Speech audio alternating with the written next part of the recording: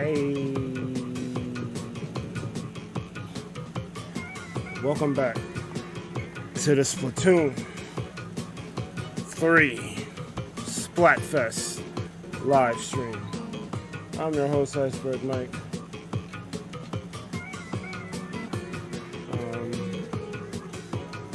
We are here on the final day of the Splatfest to try to get to ruler. I don't know if Sadie will be joining me. It'd be great if she did. We had a blast yesterday. So, I love this remix. It's less of a remix and more of a mashup, because it's both of the Octo 8-step songs from Splatoon 2 and Splatoon 3. I just love it. They're really similar, but you can tell the differences.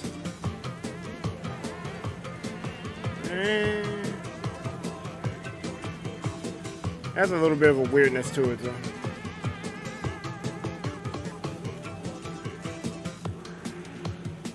Bam, bam, bam, bam, bam.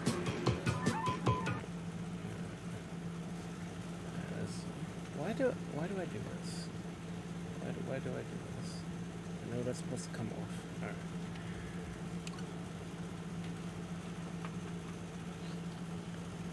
Alright. I will enter VC.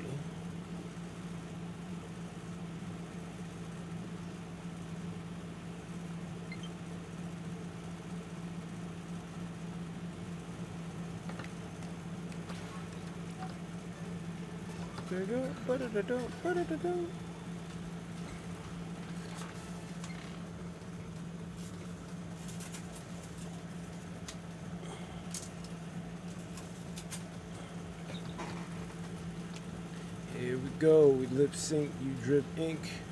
Hey, it's Shiver Fry and Big Man. What's most important in life? The Splatfest is on now. Hey. Great splatting so far. Let's check out the halftime report. Go Shiver, hit us with the results. It's a moment of truth, but it's still anyone's game. The team currently in first is hey. What's up, Pleasant? Hey. But Love is in first at halftime. They're barely edging out money though. Fame surprisingly is closer than I thought it'd be. Because Fame is like the worst, easily the worst one of the three. What's up, Snow? The title's actually a double entendre now that you bring that up. Because I was thinking the One Piece version of that where the character Boa Hancock, who's normally cold and doesn't let anyone in, falls in love with Luffy, and one of her, I guess her advisors, I guess you could call her that, said, "Love is a hurricane," and had the whole like dramatic.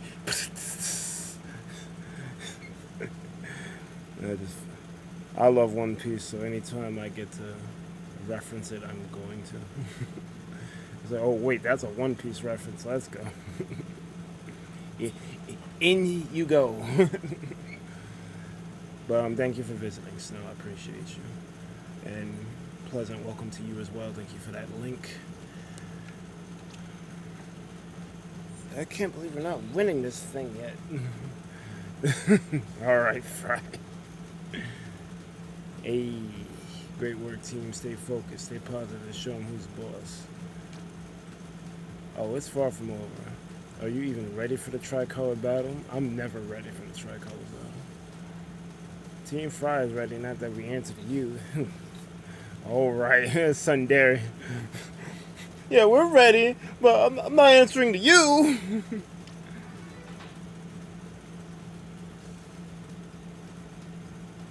Drumroll. Bam. I think Inkblot Art Academy is cool. I wish they were open like ever. I wish the shops at Eel Tail Alley were open at night. And here's where the tricolors are happening. Alright, let's call a truce between our teams and take down the leader. Idle solidarity. You're on until the grand finale, at least.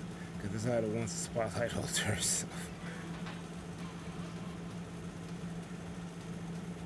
Grizz co-ed, get out of here.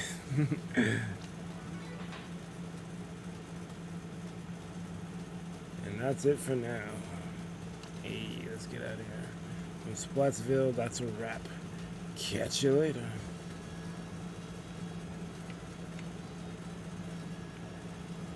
One aspect, I probably always bring this up at least once during a Splatfest. I love how the city comes to life. Like, I wish there was more events like a Splatfest that affected the city that you're in. Everything is all hype, neoned out. People are dancing. Like, I love this. I wish there was more of this in the main. I guess like during the off season, I wish there was a reason for the town to be this animated. With this game, for sure, they definitely got down the whole celebration aspect. It really feels like some big event is going down. I don't know if it's the music or the ambiance, but I am a fan of just the city looking dope as shit.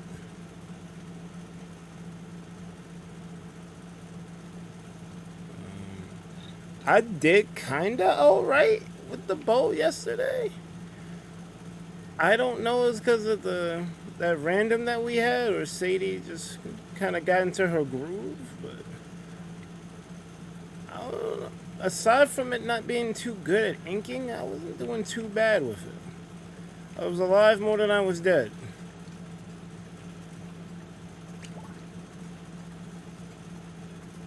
Wait, little ball, hold on. I need to DM her right the fuck now. Hold on.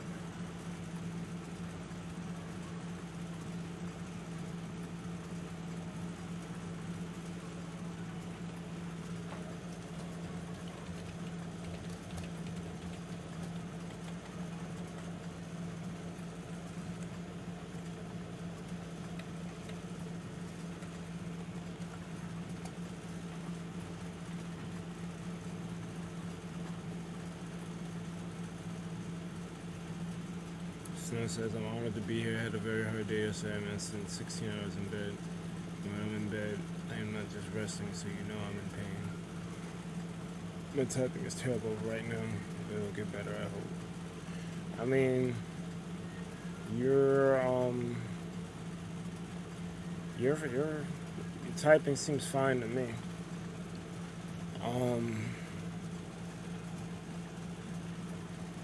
This is hard for me to talk about.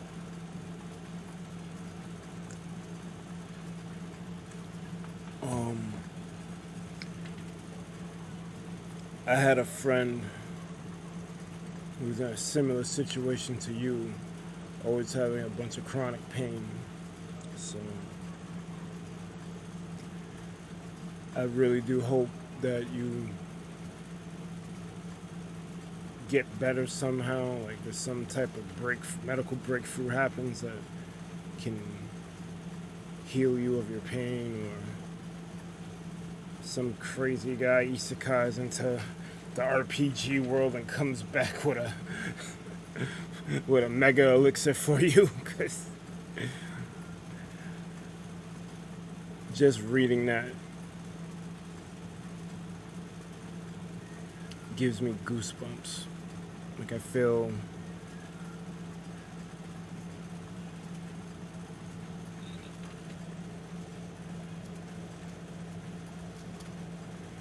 bad.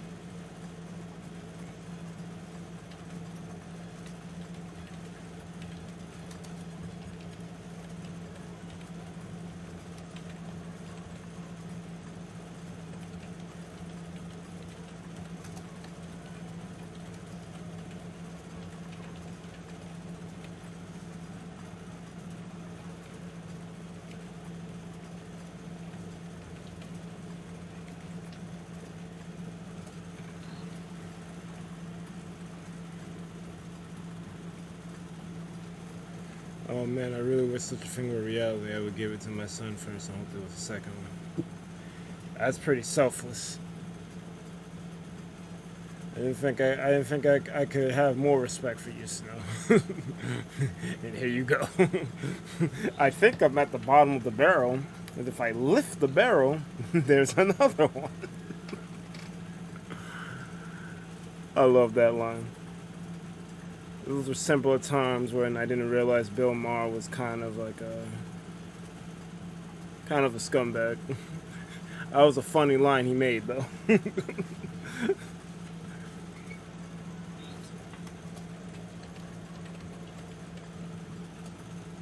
Alright, so Little Ball of Fun is not joinable. So I will just be making a room and hoping for the best.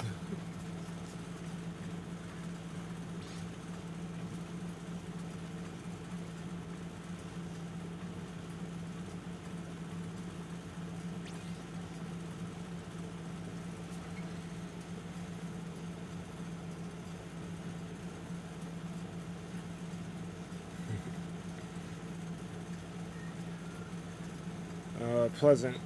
You don't have to. Because it's not like I'm a good coordinator anyway. If you want to join the VC, you can. I highly doubt we're getting anyone else to play. Amane's been AWOL. And I don't want to bug Sadie because we had a good time yesterday. I'm content with that. If she plays, cool. If she doesn't play, cool.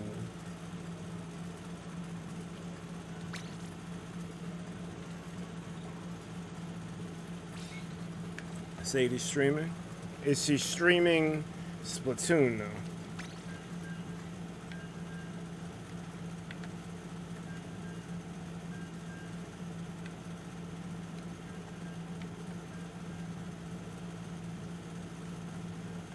Oh, Minecraft. Oh, that's fine. Point of this stream is just to try to get to Ruler, if possible. And then I was going to switch to Minecraft. I set up a stream, actually, to go at 8:15, because the Splatfest ends at 8 o'clock. But if I make Ruler before 8 o'clock, uh-oh. But if I make Ruler before the end of the Splatfest, then I will bow out.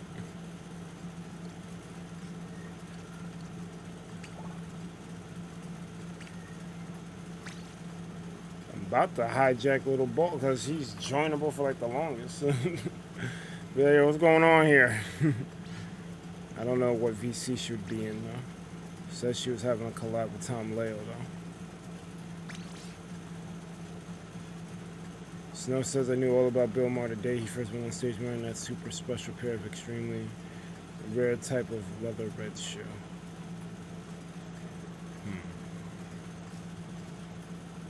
Once upon a time, when I liked Bill Maher, I was making one of the first videos I made, because I was doing it through text. I was making new rules based on his segment on his show Real Time with Bill Maher. I really like that intro and the new rules segment. I could really care less for the interview part. I just like the new rules because it kind of felt like a, I don't know, some type of satire thing. It was, I liked that part of the show and the intro. So basically the beginning and the end of the show. I didn't really like the meat of the show. I liked the beginning and the end. But regardless, I make my own new rules videos. I think I made 2 of them. They may or may not be on my YouTube channel privated. Pleasant, are you disconnecting or am I catching misfortune via the internet?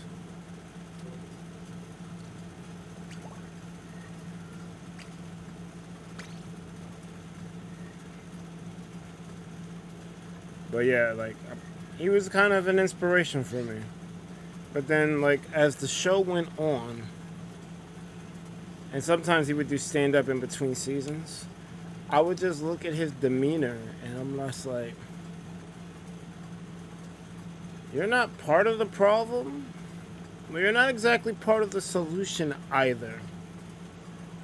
You're like those rich bureaucrats in Andor, where the empire fell, but they're still willing to be bought by whoever the highest bidder is, and that kind of feels like what Bill Maher is. Like he's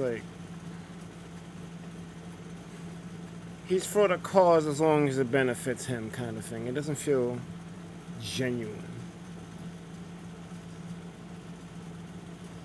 And that kind of sucks. If I thought he was one of the good ones.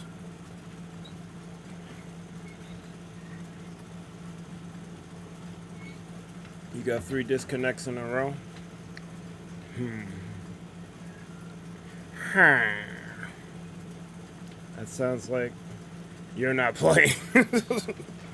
Or you gotta do a router reset. I'll do a match.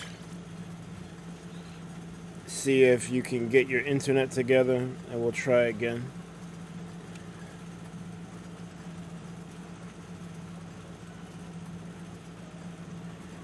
No, there's only one way you can get that kind of special pair of red shoes, and he kind of revealed later on in his career why he had them. I just know I'm ignorant on this one, so you're gonna have to educate me.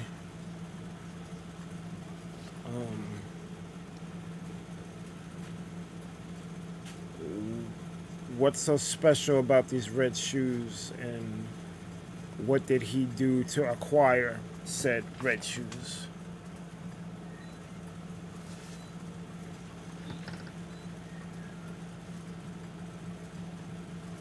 And I'm pretty sure this is going to dip into conspiracy territory, but a lot of conspiracies end up being true, so I don't outright dismiss conspiracy theories unless they're really batshit and don't have anything to substantiate the batshitness.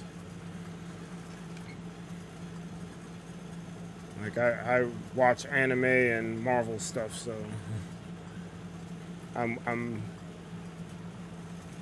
fine with you telling me a good story, but if you're telling me the story is real, I'm gonna need a little bit more than you found out on YouTube about it.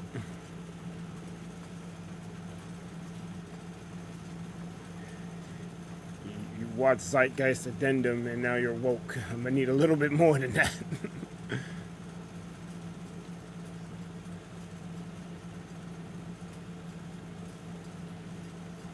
And I realize I'm asking you to type. So if it's too much at any time, feel free to stop and it'll be okay.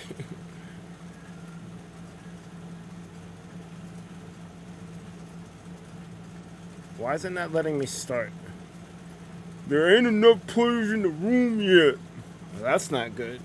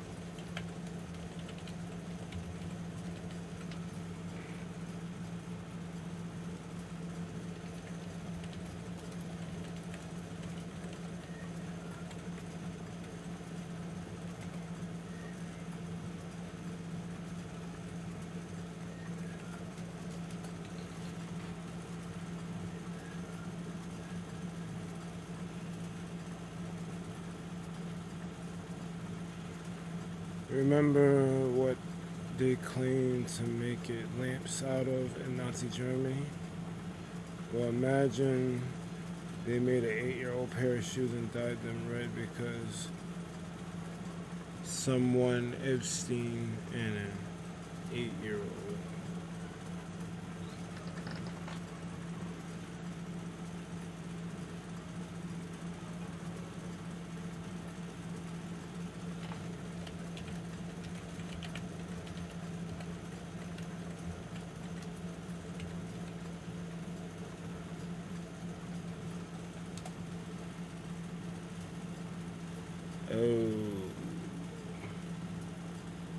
I wish I didn't Google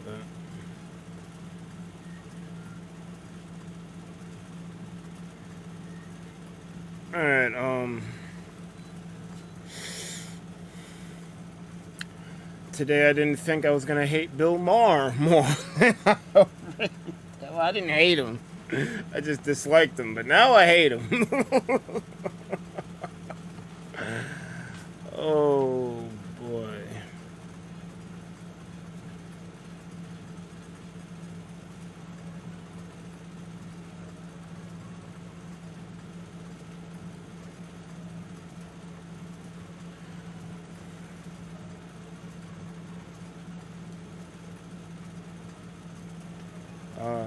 Ladies and gentlemen, Snow Shepherd would be a great fit at ThunderPals.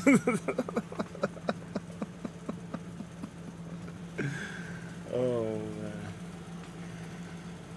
man. Nah, Snow, yeah. I did. I also. I'll be frank.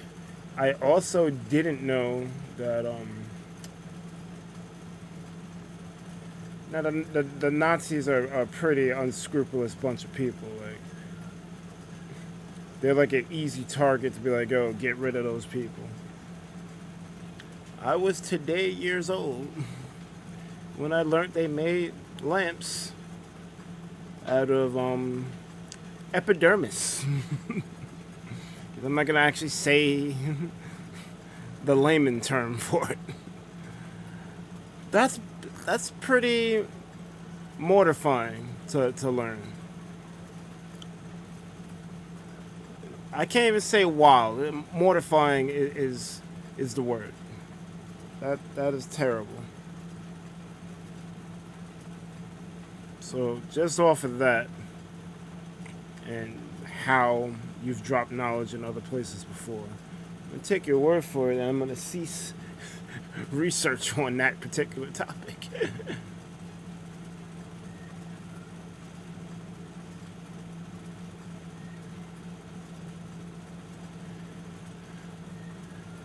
No, you're good, Snow.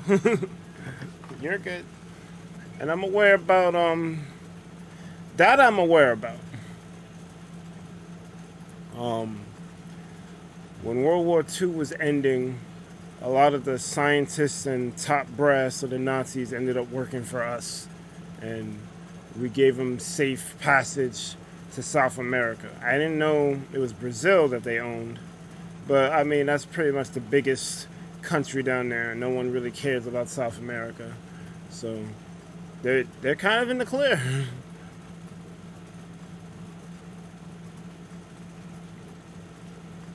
You asked for the zeitgeist of the age, and that's how you shouldn't have asked for that specific. I'm sorry.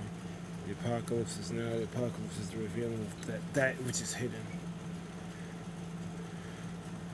Well, I was poking fun at the keyboard warriors for the the Viva la Revolution through my keyboard. They watch a couple of YouTube videos and they think that they know everything. I've been down that conspiracy rabbit hole. I had to come out of that rabbit hole because it was too much. So I'm aware of a few things. I'm not aware of everything. That's out of choice. Because a lot of the stuff that I was looking at was upsetting me. And there's not much you can do about it.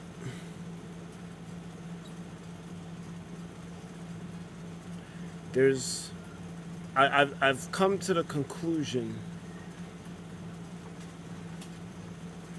that it's a societal issue, and it's very hard to change how society moves. Like, there basically has to be a big threat that changes everyone's minds instantly for the current problems we're facing to change. Because at the moment, I don't really see a solution. Something momentous has to happen.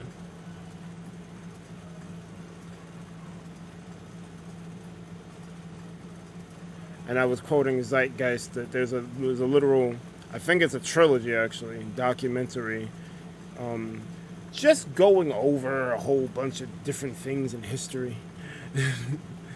But just watching those movies alone ain't gonna cut it. And none of these documentaries offer any real solutions that are doable in the current climate without like a revolution of some kind.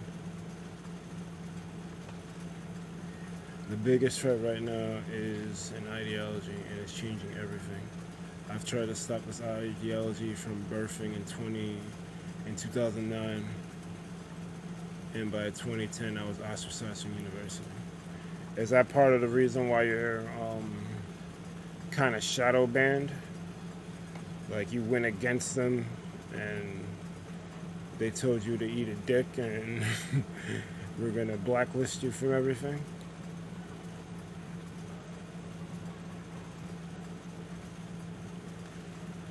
As long as you can get hot, fresh pizza delivered to your door in 30 minutes or less, and there's water coming out of the wall, you would never have a revolution. Throw some chocolate on it. Yeah, I'm pretty sure outside of like an alien invasion or like some charismatic person on like the level of like a Michael Jackson or Malcolm X, Martin Luther, like someone like that's just really passionate and can convert people with a snap. Outside of like someone like that leading a bunch of people, I guess you could argue Donald Trump tried to do it, but we're not gonna go there because just uttering his name makes me want to just like cease and desist everything, because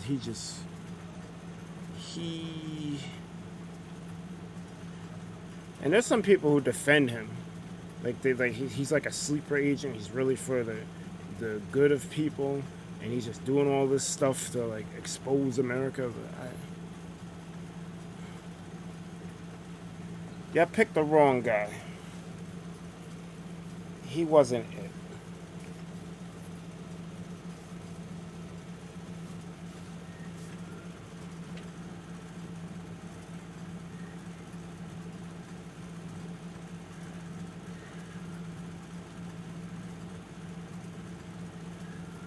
No, they blacklist me from everything. Every last one that comes to leave on YouTube videos is held for review. Yeah, Dark Master MTG. Your little team money thing reminds me of the same shit when I picked vanilla for the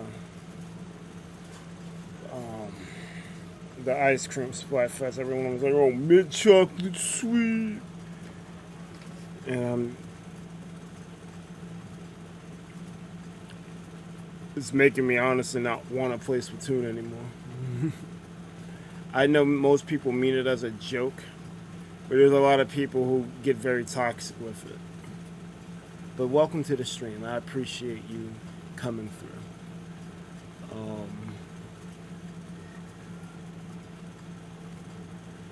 Damn, Snow is spitting. I can't even keep up.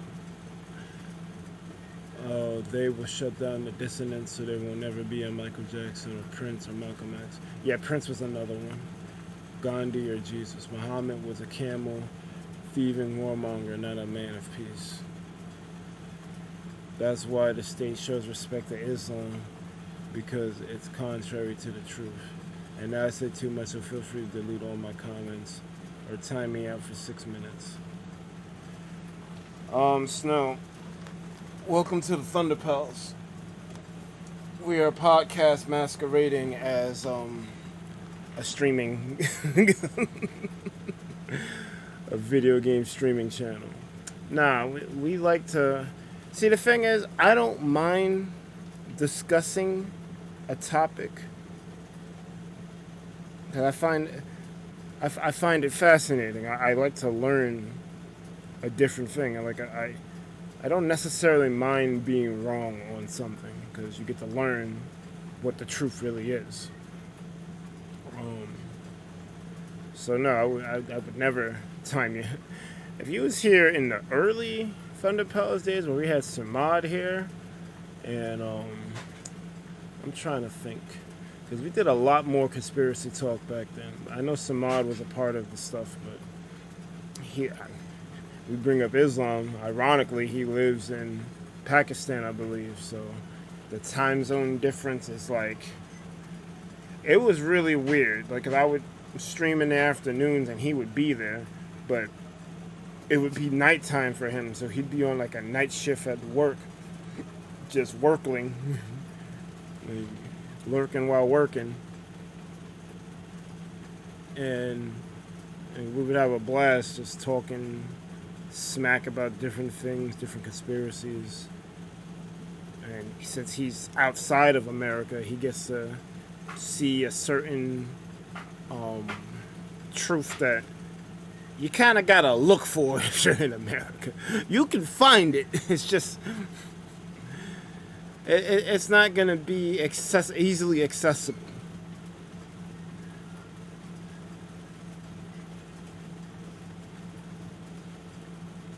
Donald Trump tried to drain the swamp, but he found out the plug in the drain was in the judiciary branch of the government, not the federal branch. He said it and no one reported it on it.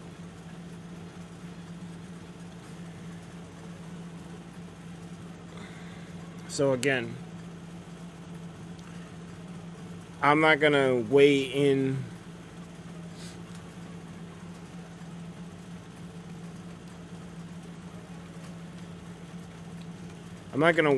either way, whether Donald Trump was a good president or a bad president, because that's irrelevant. It's been irrelevant for the longest time. Like, the only relevance a president has is what side of the aisle that he's on when it comes to putting people on the Supreme Court. That's about the only thing that matters. Other than that, it really doesn't, because, and I'll tell you why. Ever since they took the election from Al Gore in year 2000, I've paid attention, and almost every time someone comes out trying to be for the people, they get ostracized. Bernie Sanders, John Kerry, even what's that dude's name, that Republican? I can't remember his name now for some reason. John McCain. When he did something that wasn't Republican or conservative, like he was trying to meet in the middle, they ostracized him. I want to say Hillary Clinton, but she kind of like cheddar bobbed herself. So she kind of like, she shot herself and they smelled blood in the water, and that got to her like almost instantly. She doesn't have a good history though. Like calling African Americans super predators and whatnot. But, I mean, I'm not gonna get into all that. Politicians who are for the people are generally ostracized. And Bernie Sanders is where I kind of drew the line. Like I still vote, but I know that it's meaningless. Because everyone and their mama has a promise that they promise to make the things better. And things aren't getting better. Like, why does SAG-AFTRA have to go on strike? Why, whenever you bring up a living wage, people look at you funny? It's like, it's real dumb. These should be common sense things to take care of each other. But it seems like the politicians are not interested in that.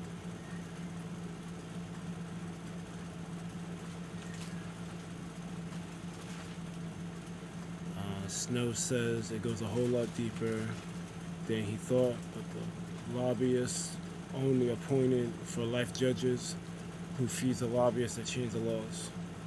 No, I won't get toxic with it. I just did so it could say I joined Team Swag. So yeah, if you're a little uncomfortable with this, please tell me out and erase a little of my chat. Like I said, I'm not uncomfortable with it. What the problem I have is when people turn discussion into missionary promotion. Like, I'm fine with discussing it. I don't like it when someone's trying to convert me to whatever their belief system is, or this is better. And, you know, like, just have a civil discussion, a civil debate. Maybe you can change my mind, maybe you can't. Or maybe I can change your mind, maybe I can't. But don't like try to force feed your viewpoint on me and get mad at me when I'm like, nah, I'm not rolling.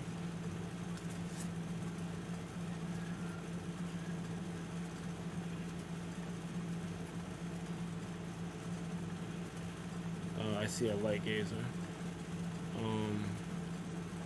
I'm really behind on chat because I was on a soapbox.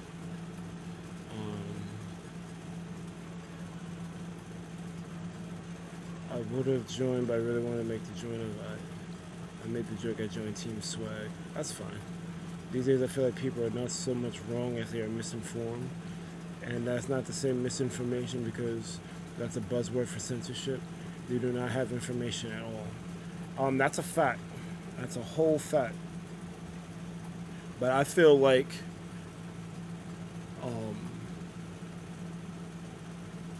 I've had this stance for a while, but I've been far removed from the school system, so I have no idea what they're doing now. But when I was going through school, I felt like a lot of the stuff they was teaching wasn't all that helpful. Like, I felt like I learned more from watching anime and playing video games, like the life lessons that they tried to invoke through their storylines. Like, I don't know, like, that just... I also, though, wasn't the best student. And math was like my Achilles heel. So that might play a role into why I don't think schools help prepare you for life, because I wasn't even prepared to be prepared, so to speak. My channel, the video gaming is a patina for my extended PhD work, let's put it that way. Anyone can talk about anything on my channel, that's why I'm shadow banned for real. That really sucks that you're shadow banned. Like, but yeah, if you go against the powers that be, that's what's gonna happen. Can you imagine the chaos of our world today if Hillary Clinton got in the office? A woman who destroyed a free water reservoir that Muammar Gaddafi created to feed and give water to the poor. Yeah, she'd probably be wilding.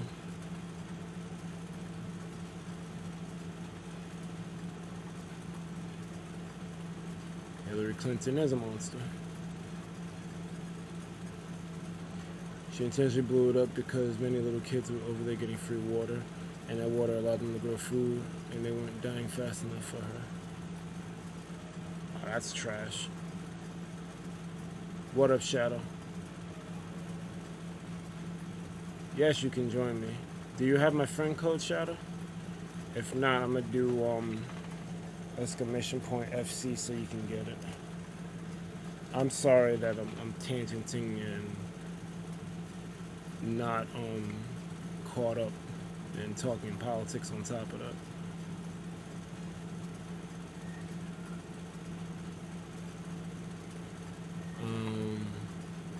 Bernie Sanders is nothing but a long-term Ross Perot. He comes in to steal enough votes just to persuade the election to go in one direction or the other, then he takes the money and runs away. The political term is popular president. Yes, President Trump was a president of the people and a popular populist president. You done with PPP? Yeah, you know me.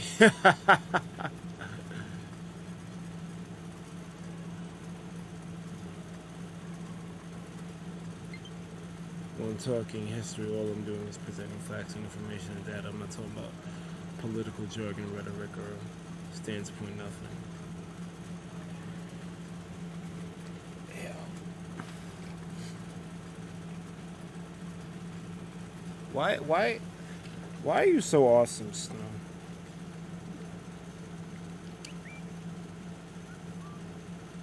That's crazy. Oh, guess what, buddy? We can I heard a Snow is awesome. Yeah, Snow's in my chat. I also heard myself speak. Yes, you did. Wait, you mean as doubling? No. Problem was all on my end. Oh, okay. I heard a Snow is awesome. Alright, so, I'll make a long story short. I got no one playing Splatoon with me. Pleasant kept disconnecting and they wouldn't let me, start alone, so I was DMing Little Ball of Fun because I saw that she was joinable. I was like, yo, can we play? And while I was waiting for her responses, Snow and I were talking about, well, first I thanked her for even coming to my stream because she's usually on your side of things. But then we were just talking about different things like conspiracy stuff, like why she's shadow banned in places. And then it went into the political realm, even though a lot of what she said wasn't political, it was just truth. But, you know, people like to twist things into a different light that it doesn't need to be in. And I was apologizing to everybody that, you know, sorry. You are preaching to the choir.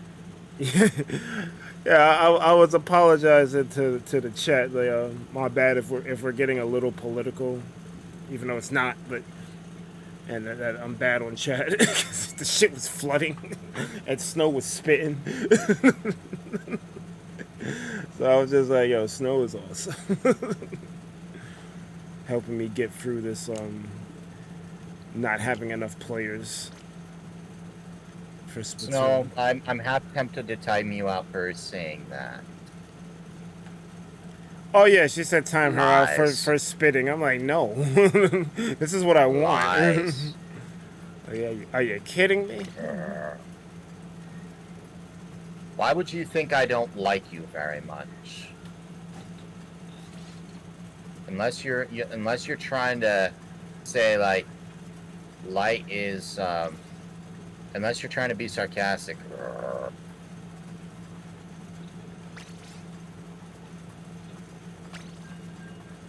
Let's go, Shadow.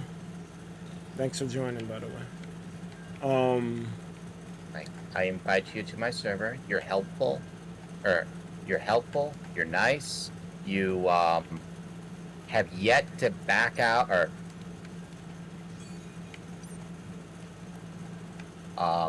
you've yet to actually get on my nerves any more than, you know, anyone else. Why would I have a problem with you? Word, it timed me out.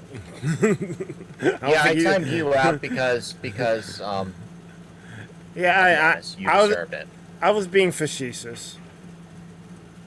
Like every single time I've timed you out, you flippin' deserved it. I wasn't being mean. You deserved it. I didn't think you were being mean. I wish you would have gotten the joke, but it's fine. I don't care. But the point that I was trying to make is that I don't think Snow's been ever timed out, so yeah, you're pretty awesome.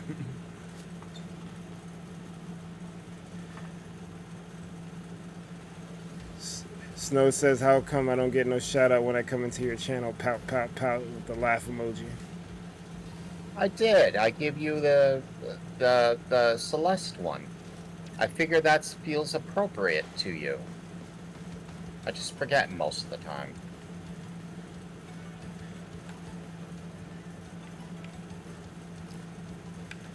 So I don't even know if I'm gonna make it to ruler Goodbye, Azzy. later, as even though I'm not watching your stream right now, so I can't really see her saying goodbye. No, she said goodbye in my stream. She popped up Spinal Cord. She really wants to put work into this build because she wants to win. Looks like there's gonna be stiff competition this time. Totally.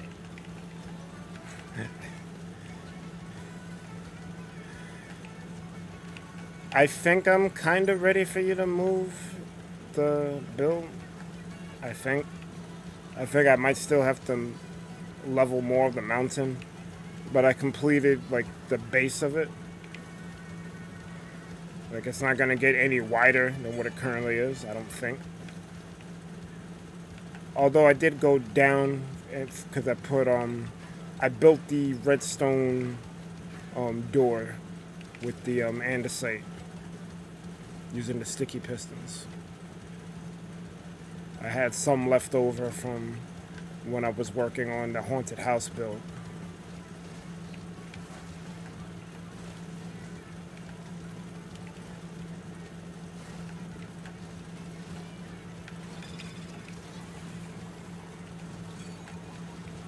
No, I'm gonna win this competition hands down. I'm gonna match the prize money for the winner. That's what's up, Snow.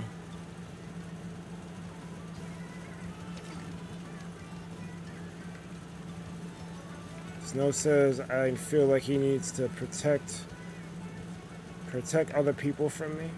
You're fine.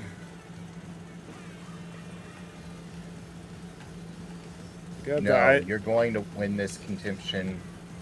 You're going to win this competition, no hands down, or you are going to match the prize money this winter. I think she may, if she doesn't win, the winner will get a matching prize from her. She's having difficulty typing right now. You're good. I just want fair. Like, I can only help so very little. Like Azzy, she made her own platform. She's mining some of her resources. I only help with the ink or the dye because I was helping someone else, and I was like, "All right, Azzy wants blue and red dye, or blue, red, and yellow dye. I see a bunch of red and blue flowers. Let's just grab a stack of both. Yeah, that's not too hard. Hey, I'm collecting black ink sacks anyway. I can give you I need 4 sacks of black ink. You can have some black ink sacks. Oh wait, I only needed 1 stack. Oh, I have 3 extras. Here, have a stack. You needed it let's anyway. go. Fine. Hey, GG. Hey, Shadow, thanks for carrying Berg. Facts. Appreciated. Facts. And Azzy's still here. Azzy, when you stream, I'll be there to help you. I know how crazy it's going to be for you tonight. I'm gonna be doing you don't Minecraft. mind the shout out.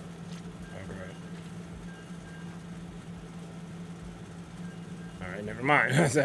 I'm gonna be doing Minecraft, whether it happens at 8 o'clock or 7 o'clock. I want to try to get the ruler, and then once I do that, I'm logging off of Splatoon.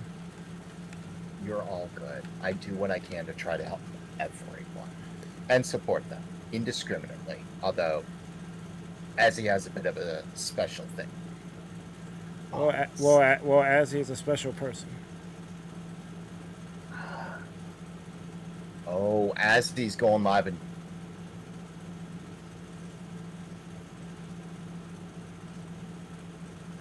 all right. I need to open up your stream.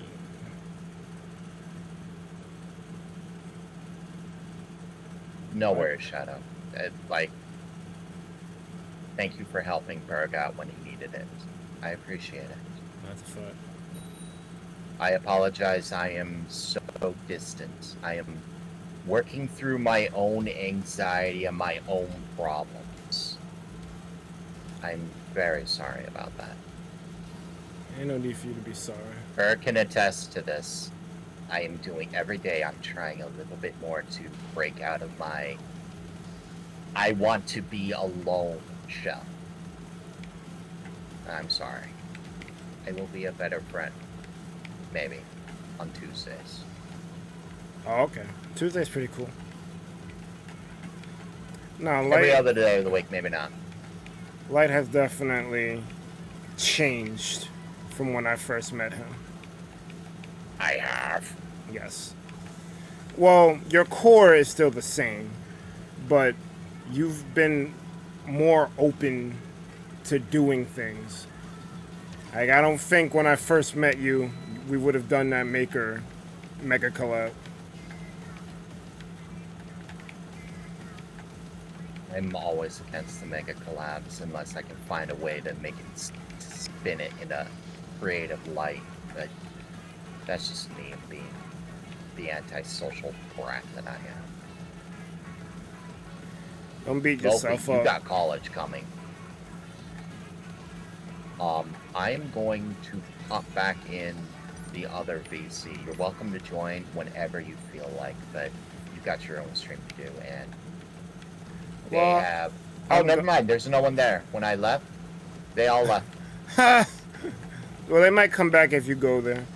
I'm gonna be on Spinal Craft after this. It's just whenever I hit ruler or the time runs out. A lot of people are antisocial, Philip. I'm antisocial, believe it or not. Totally. D would tell me otherwise. Like, you're not antisocial, bro. I'm antisocial. People piss me off. As he says, she's a bit too. Everyone is. Like, everyone's just a tiny bit autistic too. Like, we're resistant to change. We don't like the world around us just suddenly going bizarre. Just some people are tremendously more noticeable than others. And some people are like Acer. Me and Snow were talking about that very thing. We don't like how society is right now.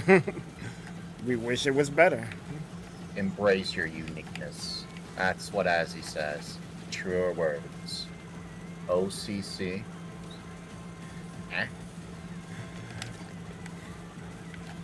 Listen, y'all don't know boss. As he's spitting right now.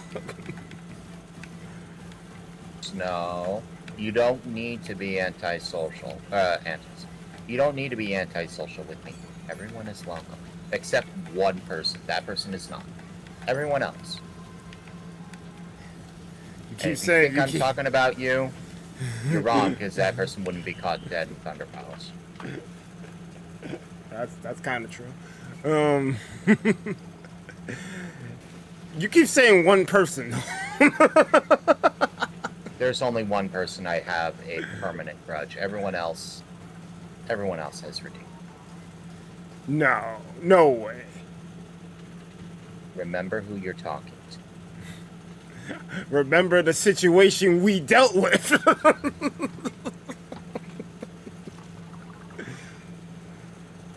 Well, you're a better man than I am if you can forgive that guy.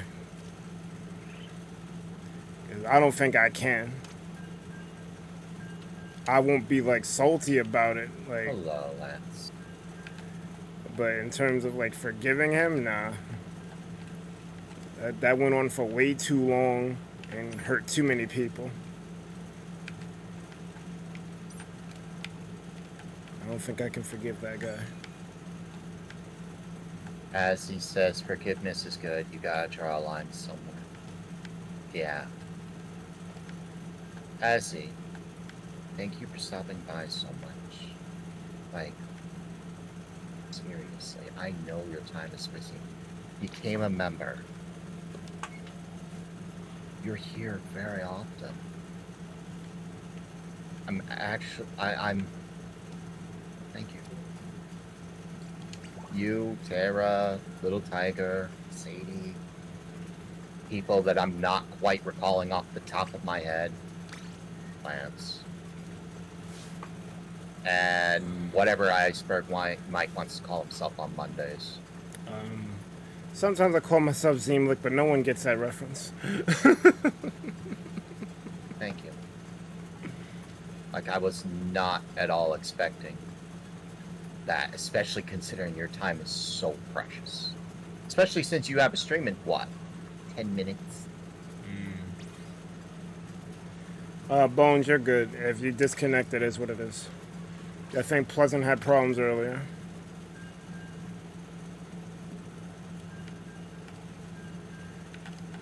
I don't really care if we win or lose, as long as I can just get enough points to get to ruler. That's all I really care about. And if we don't make it, then we don't make it. But we're gonna try.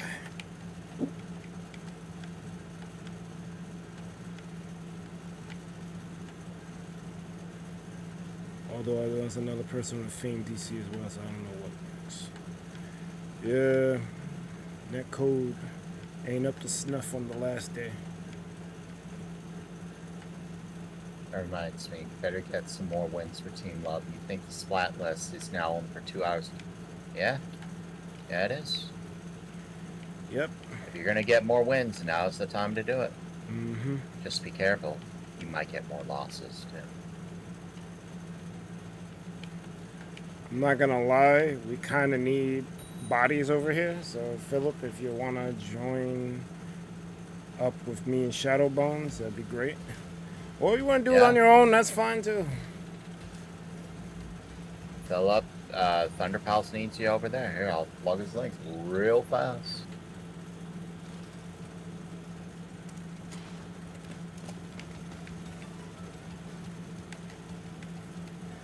Shadow Light Gazer will not be playing Splatoon with us.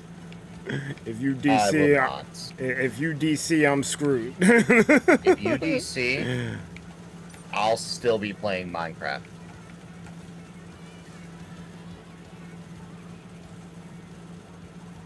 What's up, Philip? Like, that ain't changing. He's looking for able bodies for Team Love. You interested?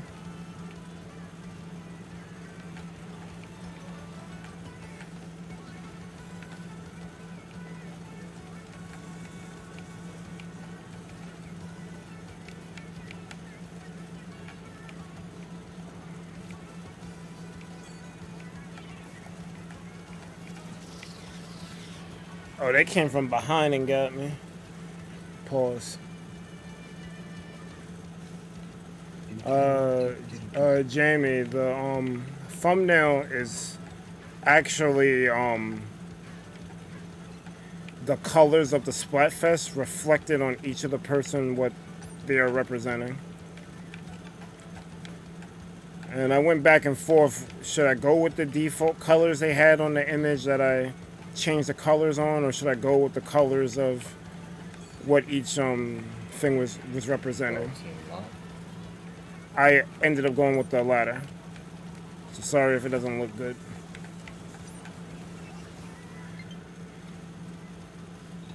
I'll deal with that friend request after this. What's up? You'll be happy to hear what I've done. What have you done? I've opened up my shop. Yay. Is it still going to be a tree branch thing? Tree log shop? Yeah. Except I'm selling dark oak, too. Lots of it. Let's go.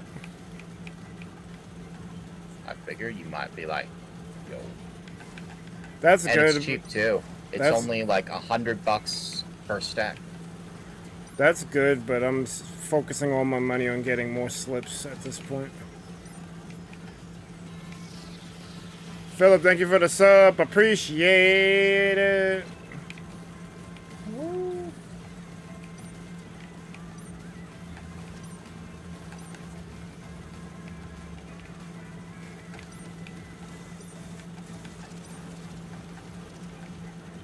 Jesus. You be heading out? Alright, Pleasant. You have a good one. Twisted J's live stream in the Splatfest? It's Twisted J on Love, though. I can definitely use all the bodies we can get. Shadow, we're gonna hit stop because I gotta do a friend request.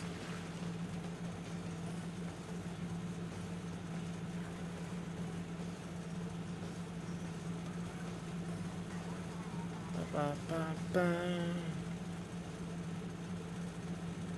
Yeah, that's good.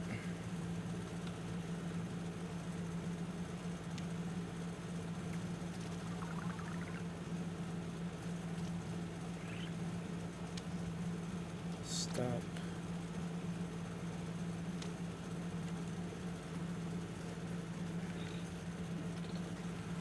Alright, Clarksley will handle the friend request.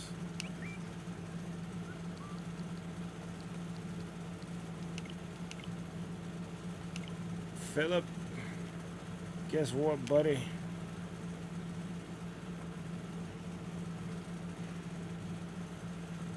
As the air conditioner hums.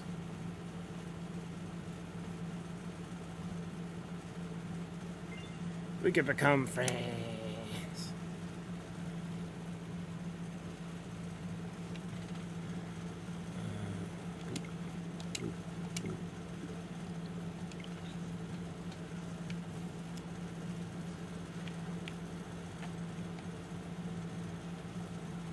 Lofi, welcome. We're at 10 like hype. Let's go. You're from like Ages Minecraft stream. How are you doing today? I'm doing just above fantastic.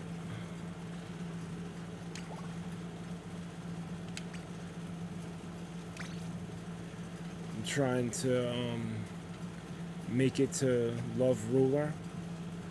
So Good luck with that. So the seashells that get at the end are maximized. But if I can't, then I can't. Hey, don't get 3 seashells.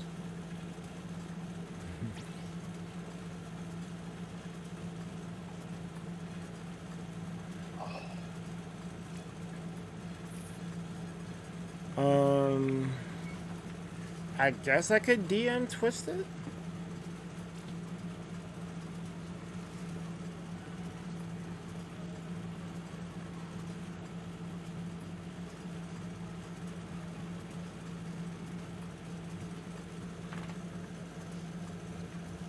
Likes. Thank y'all. Like, since I've started streaming the Minecraft stuff for so long, y'all have been, like, totally amazing. Thank you. I just lament that Bedrock has so many problems.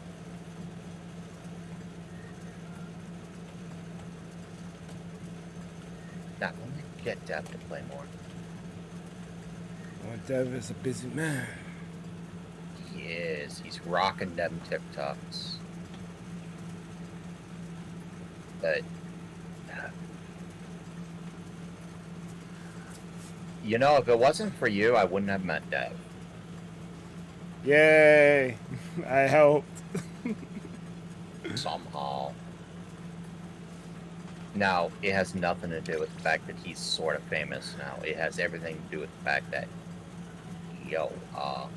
some guy actually thinks I'm a cool person and hangs out with me more than almost Tabor.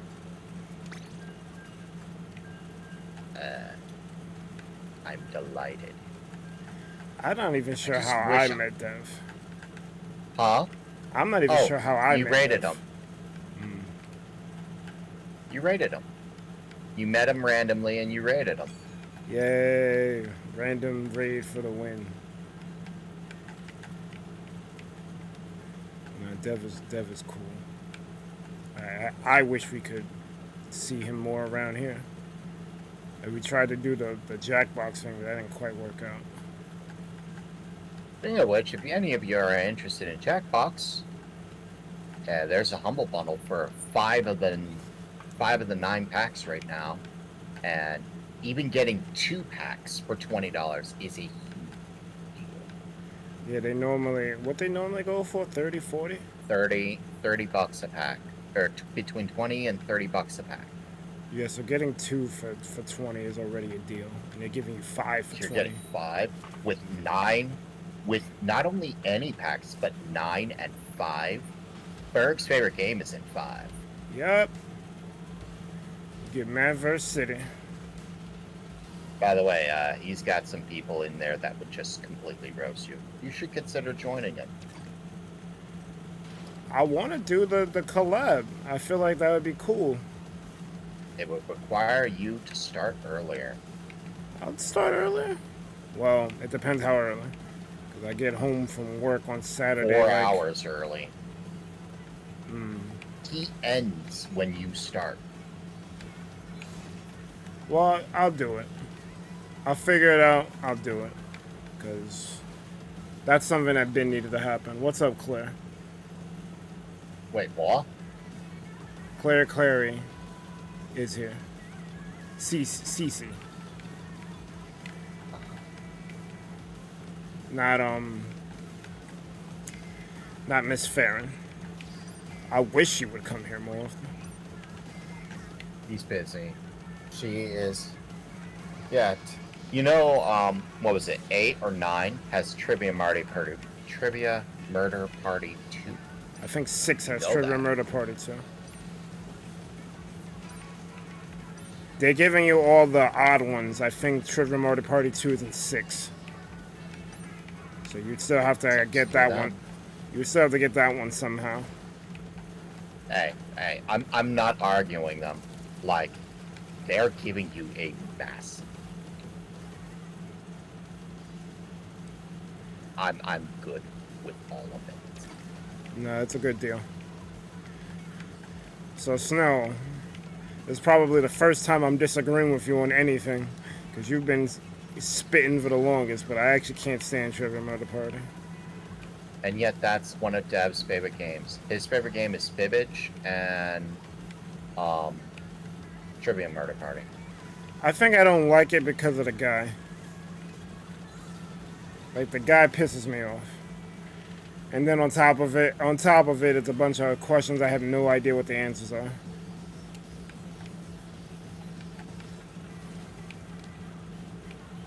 But that's cool. We don't have to all like the same shit.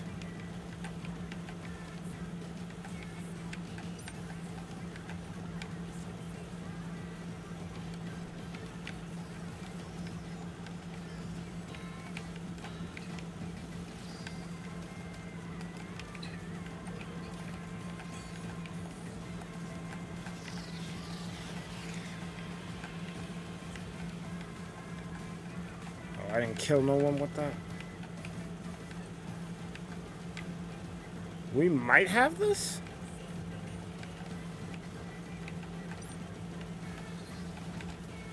Oh, hey.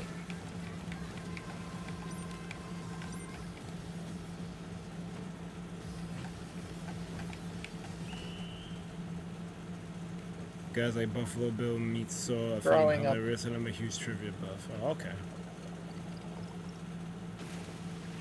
Yeah, we got that one. Thanks. GG, everyone. Chin up the match night. Ha!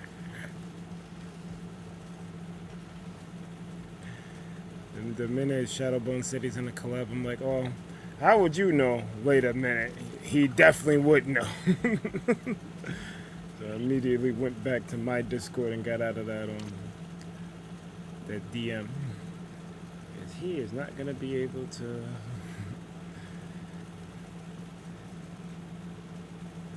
He's not going to be able to play. So they changed the maps on us, so I had to make a new room.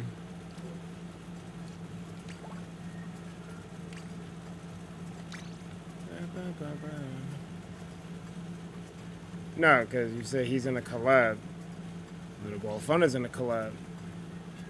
She didn't mention the other 2 people. You have impromptu pseudo collabs, kind of like what Berg and I do. And then you have real collabs. Some people are okay with broadcasting it, or broadcasting the pseudo collabs. Like Berg, I don't think cares at all, as long as he knows you. It's like when you do a tier 5 request on Azies, and you're just like, oh hey, I'm streaming this too. No, you're not.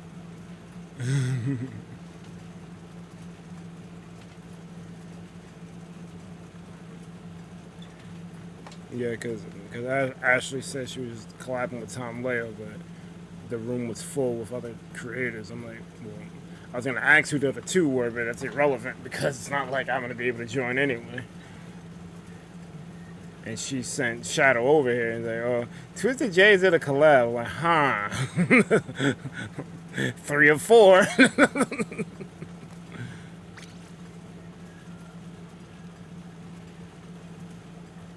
It's all good though.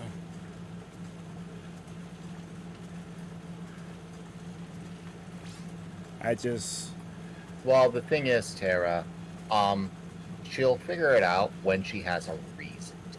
I'm still trying to get her to figure out how to do 2 monitors, because even with console gaming, 2 monitors for, you know, streaming is a pretty hype thing. Lightning does not use 2 monitors? No, she does not. That's crazy. She's anti-change, and yet she'll make the changes real quick. She's very much like me in personality. I'm not very, very much. I'm not gonna hold you.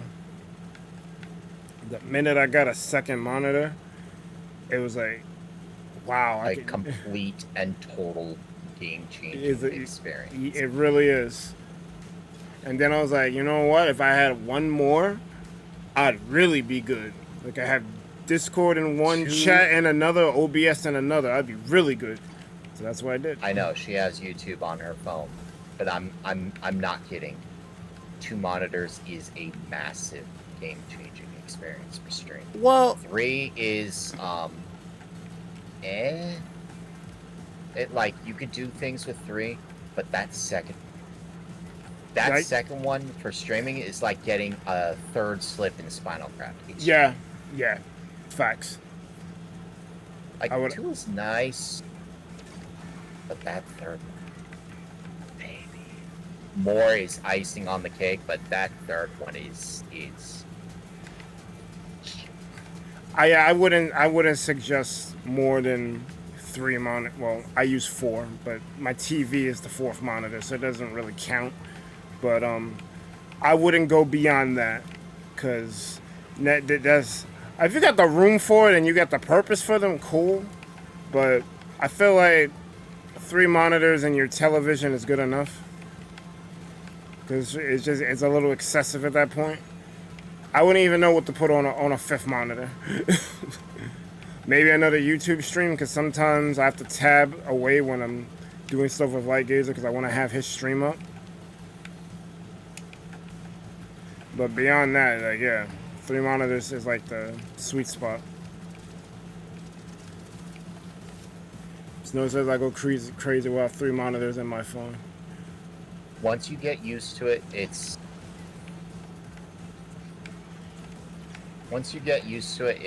different. Oh. I mean, if you're using your phone for YouTube, that's kind of another monitor. Because I literally have a monitor dedicated to the YouTube chat, so that's fine. But like Light said, it's like getting another slip in Spinal Craft. It's just the possibilities open up, like what you can do, and it's just like, wow, how did I get by without this? You can get by with one really, really big monitor, but that's seconds. I'm surprised Sadie hasn't joined you. Sadie's playing Minecraft. I know. I thought she wanted to play Splatoon. I'm guessing she was burnt out, because she was saying that she was kind of burnt out from it yesterday. So I guess she just didn't care for it. I think she also hit ruler, so it was like, why am I bothering to play? Type of thing. Ruler +9. Oh. Lofi says, I have college tomorrow, so I might be a little late to stream Thunder. Look, I'm basically like Gazer when it comes to people coming to the streams. I'm just happy you showed up at all. Because I remember the times where I streamed to literally nobody. Like, I had my iceberg... Except me. Oh, yeah. Well, this predates you. I'm talking about the Batman Arkham Knight days where it was just me going across Arkham and no one was watching. I think eventually I had someone who messed with it, but once I beat the game, he disappeared. So I think his name was Ghost Gangster. I think that was the first mod I had. And then, so just seeing any name, seeing the chat move at all is like a godsend. It's like, thank you. 'Cause I remember when there was no one here. So the fact that anyone's here now, thank you. Audience retention is a bit of a thing, but I'll be honest. A 20 like height. The numbers. I keep saying the numbers don't matter. They help keep your self-esteem up. When they dip down, people do get a little depressed. But as I told Aaron, you can't be worried about that stuff. You absolutely cannot be worried about that stuff. If you do, you'll get depressed. If you want to make money from YouTube, take it seriously. Treat it like a job. The more time you put into actually studying and working, not just streaming, but actually working on it and understanding and changing layouts, changing your things, and being like, okay, this didn't work. What am I going to do next? Mm-hmm. The more you spend doing that, the more successful you're going to be. I promise. That is a guarantee thing that I can do for you. I can give you that guarantee. The more you do that, the better you're going to be. I've seen people on Twitter lament about how they lost subscribers or whatnot. They'll have screenshots of where they were versus where they're at now, and they're just like sad that they couldn't make whatever threshold they wanted to make that month. I've seen a couple people, and I always try to, when I see it, I try to tell them, keep your head up, man. There's going to be ebbs and flows. You don't got to, it's kind of like the stock market in a sense. Like, there's going to be a rise and there's going to be a fall, but it doesn't always go up and it doesn't always go down. All you got to do, basically follow what Leg is. I said, study what works, double down on what does, and get rid of what doesn't work. And just keep iterating. This is an iterative process. The intro that you see when this stream starts, I made that.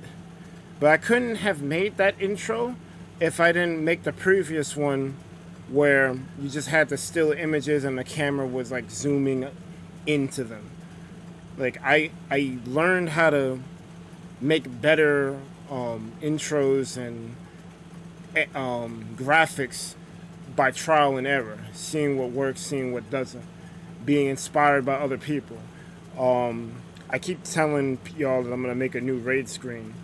I'm literally directly inspired by Pudge and Lightgazer because their raid screens, they're long, but they're entertaining. It's not just a flash, welcome raiders, thanks for coming type shit. Like they have like an actual song or a skit going on, and I see that and I take inspiration from it and I use it to fuel to make better things later on. So that's what you gotta do. Whenever you raid someone, stay with them for a while and see how they do their stream or what images come up, what graphics that come up, and just be inspired. Be like the Mario Maker 1 era. Be inspired by what other people create and make your creations better in the process.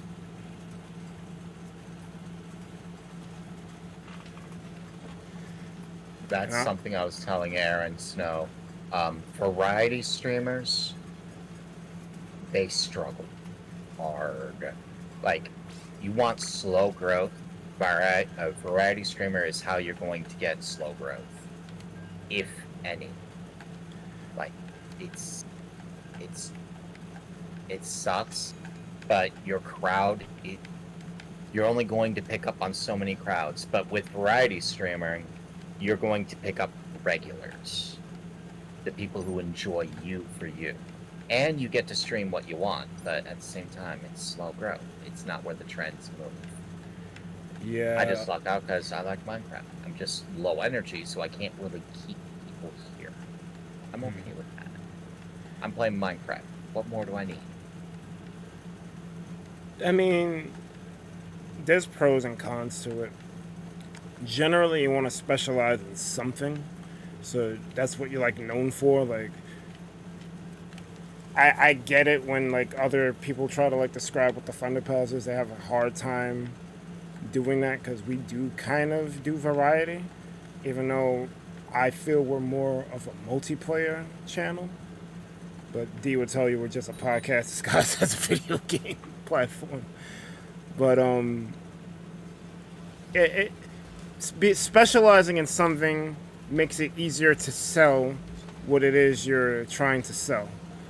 When you focus on Minecraft, you're like, yeah, I'm a Minecraft streamer. When you focus on Splatoon, I'm a Splatoon streamer. Or maybe you pick like Nintendo as your umbrella. I'm a Nintendo streamer. I just stream a bunch of Nintendo stuff. You gotta establish something that people can say that's what you do. The more varied it is, the more varied it is, the more people, the more the trend is not really going to go your way. So you gotta find it and then stick with it. Mm-hmm. If you stay variety, you're not going to get the numbers you want nearly as fast as what some others will. Mm-hmm. And don't mistake the older creators, like the Game Grumps doing variety, as they did it, how come I can't do it? That was a different era. It was like untested ground. They're also, existing. Like,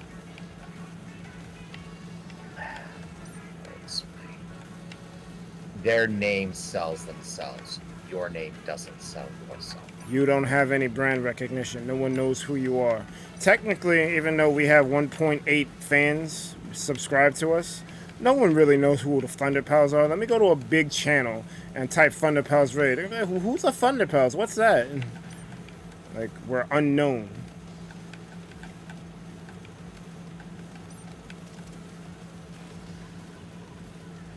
The community that I'm a part of, I don't even know what to call it. Like, I don't even think it has a name. It's just a bunch of people who all know each other. And I can't even call it the Nintendo community because that would be an injustice to the people who don't play Nintendo but are still part of the community. But, like, we all know each other for the most part, or at least heard of each other. But if you leave this circle that we've established, they don't know who we are. Go to, who's another big person? Go to Markiplier's channel and try to advertise yourself. They're not going to know who you are. So you have to establish that what you are, what you do, and keep doing it. Consistency. Build consistency. Build a brand.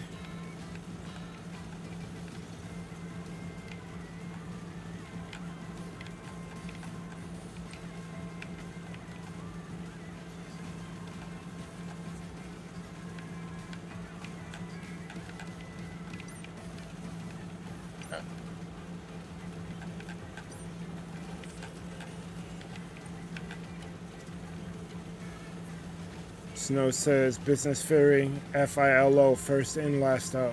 That's YouTube. What's good, Jay?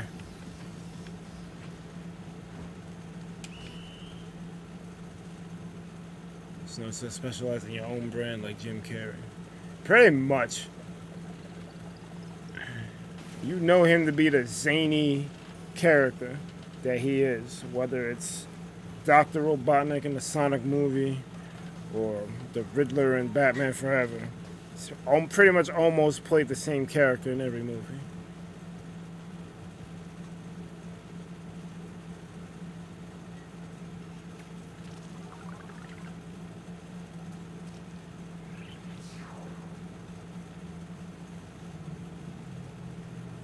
I still didn't look at that Montgomery Brawl thing. After that podcast, I tried to log on to Spinal Craft to work on my build. I ended up knocking out. And I woke up to see, you died. I'm like, huh? I'm in the middle of my base. Well, my house build. That's probably going to end up being my new base. I didn't see that. Did I? I was definitely killed by a drowned. And luckily it was at my base. So I just found whatever old weaponry I had in my chest, and I went down to kill the drown that killed me, and then recover my stuff. Hero says she feels like with channels that have to do the same thing all the time, they're going to end up growing stale after a while. That is a true statement. You can't help it, though. Well, you have to mix it up. Like, if you let's use Mario Maker for an example, because I know way too much about that game. You can do a bunch of viewer level stuff, but then maybe once in a while, and this is netcode notwithstanding, do a multiplayer stream where all you do is just a bunch of multiplayer race stuff, or you do multiplayer co-op, whatever floats your boat. And you can make. Ashley. Oh, welcome, Ashley. Thank you for coming. And you can just keep mixing up how you do your streams. Maybe one day you do a creation stream. The whole stream you're just making a level. Like, there's different avenues you can go with what you do. Street Fighter. You can have a stream where you just open up a lobby and you fight randos. You can have another stream where you're playing through the story mode. You can have another stream where you're just training. Like, you don't have to do the same thing. You can mix it up. As a matter of fact, you should mix it up so you prevent burnout. Yep. Otherwise, you end up in a position where DGR is in, where he really doesn't want to play Mario Maker anymore, but he acknowledges that he gets his money from YouTube, and YouTube only wants to see Mario Maker. He wants Mario Maker 3 to come up. That's not coming out until the next console. And we don't even know when that is. It's at least a year off. At the very least. And I think it's more than that, because I don't think Mario Maker is going to be a launch title for the next system. It's going to be something that just comes about later. So he's probably 2 to 3 years away from Mario Maker 3. And that's it. That's if the console comes out later this year or next year. Because it may not. Because Nintendo, I don't know what Nintendo's doing.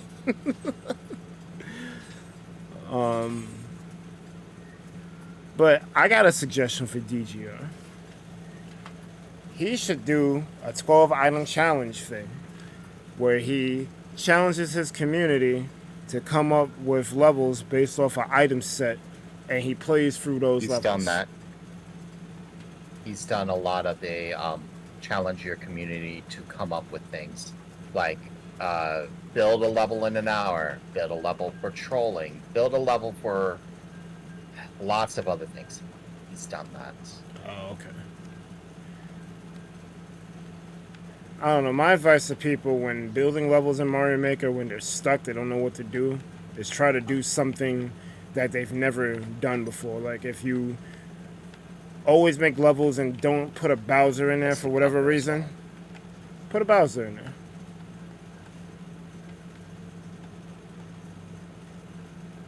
Ash said, sorry, no audio, by the way. Just figured I'd pop in and see how things are going while my guys are taking a rage break. People keep disconnecting and whatnot, so I don't see myself making ruler. But it's fine, because I'm just chilling. I'm just having the best time that I can have. The skill that I currently possess. Although Shadow's been kind of reminding me I see copper. Nice. Shadow's been carrying. He's kind of been hard carrying. Not even gonna lie.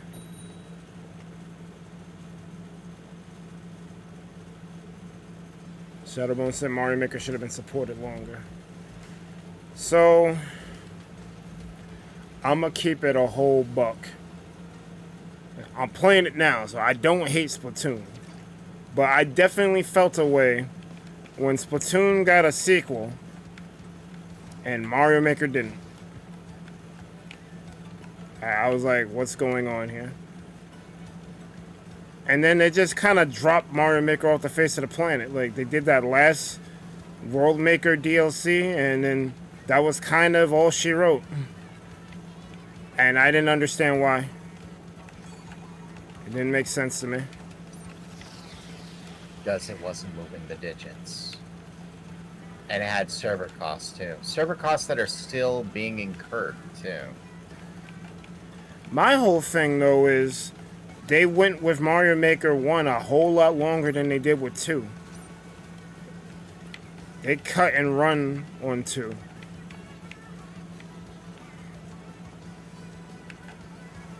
And I was not a fan. I was not a fan of that. Snow. I see a snow. Snow's I awesome. need my OBS open. Oh, Dungeon Maker's dead. Dungeon Maker's definitely dead. And it's not their fault.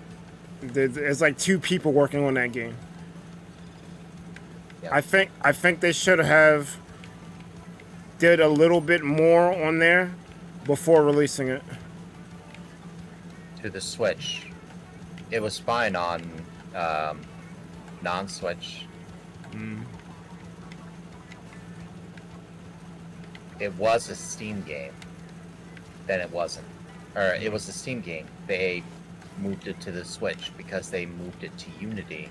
To move it to the Switch, it's just not so much. I gave up on it. Especially since if I were to load it up right now, my levels still can't be uploaded because they haven't fixed it.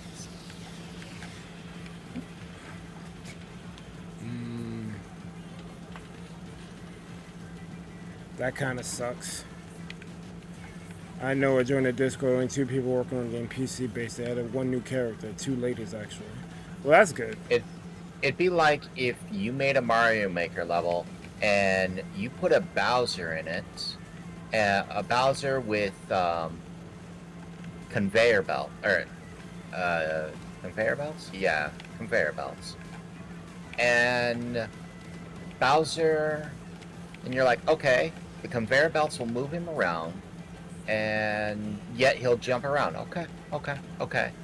You get it, and so it'll be like a little bit more RNG, but it's still kind of progressing. And then you get it, and the conveyor belt just doesn't move the Bowser at all. And you're like, what? What? What? GG. So it's like, what? So it's like what? So it's like what? So it's like what? It's like what? It's like who? So there you go. Oh, I thought you was going for a Slim Shady reference. There we go. So it's like so. There we go.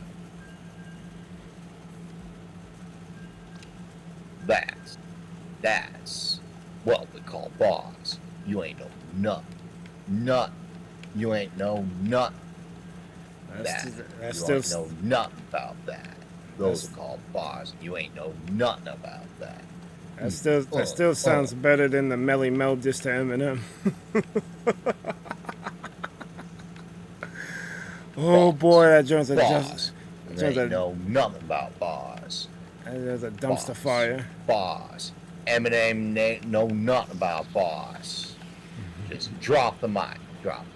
He ain't know nothing about dropping the mic. I mean, You drop a buck, you drop a like, but he can't drop the mic.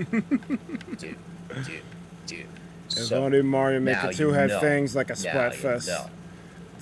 Actually, Now you know it's all about snow. Snow's where it's at, and it's all about snow. Philip brings up a very good point. If Mario Maker had events like a Splatfest, like maybe a creator-a-thon, whatever, where you make a level and you upload it. The only thing they can do about that is the leaderboards. They could do the ninja thing. Have people speed run through the levels.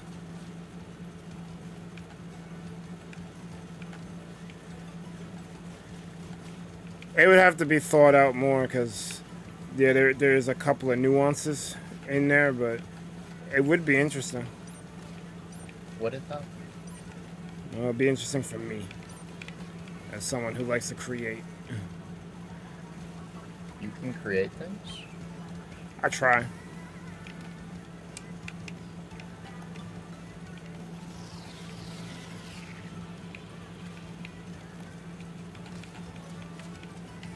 Oh, this dude snuck up on me.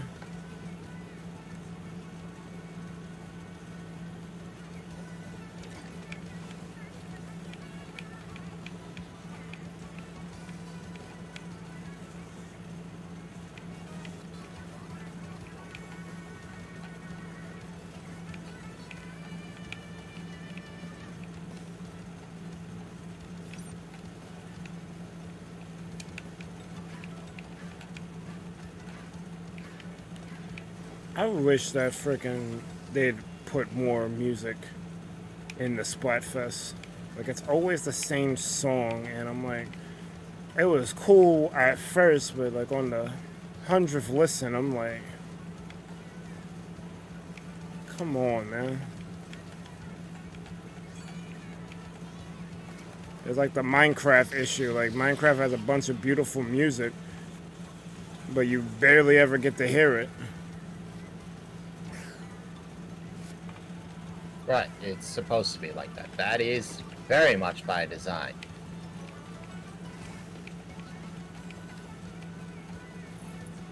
And I get like the stuff that's on the disc, like you want to unlock them so they don't want those songs to play. But there's some like ambiotic songs that are in Minecraft that I don't hear. Like the only time I hear music in Minecraft is when I idle on the title screen.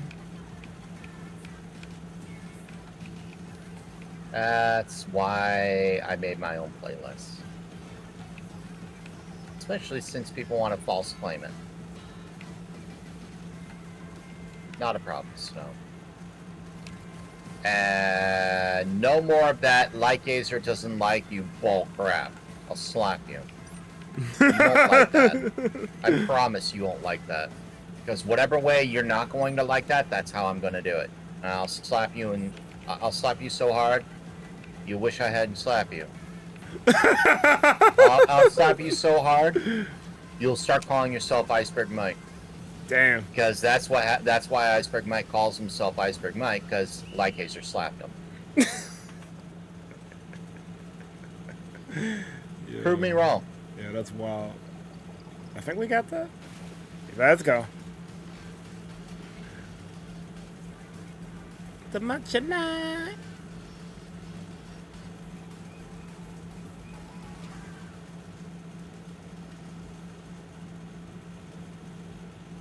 We're actually doing some damage. I might make it to Rule. It's 6:30. We got an hour and a half. We might get there. Because I'm in champion right now. If we can keep up this pace, might be alright. You're a ruler now. That's what's up. I'm gonna take a quick BRB and hope that I don't get a DC.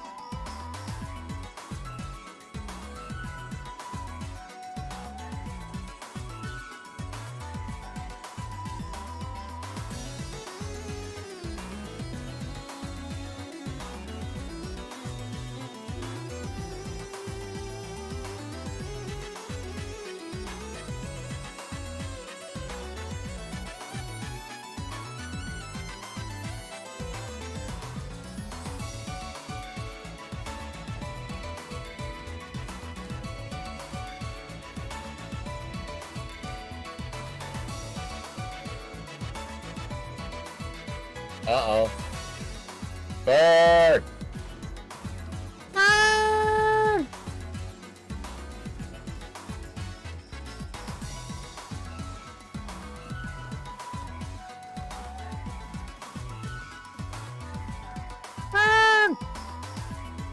Bird! Move, move, move, move! Oh, I didn't get back in time.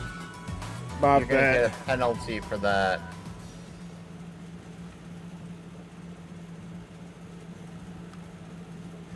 You're totally gonna get a penalty.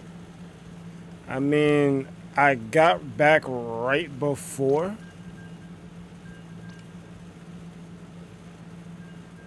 I got back right before and I moved my character a little bit. So I don't know if it was me. No, you're good. It would have booted you to the normal zone. It didn't like you. I think you got back just in time.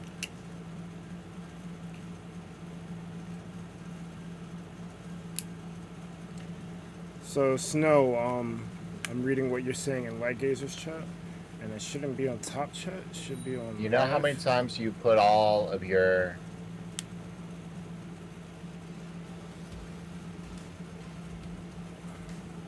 Yeah. I'm sorry. YouTube don't care. They have all this text in their help center and whatnot, but like, they don't care. A lot of companies are understaffed too. It's strange. I go way out of my way to say corporations are bad, and yet I'm the one defending them, saying they're understaffed. Well, in this case, like, they have the stuff that's on their website, but it's not true. Like, many people have like had horror stories of like their work being like claimed. It's their work.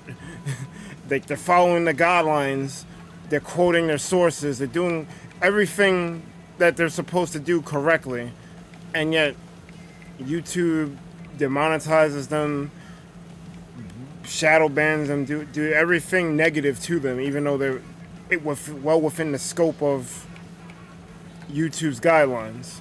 So it's like, you either need to update these guidelines or get rid of them completely, because it's like, people think they're doing the right thing and they're still getting burned by YouTube. It doesn't make sense. Oh, I know why.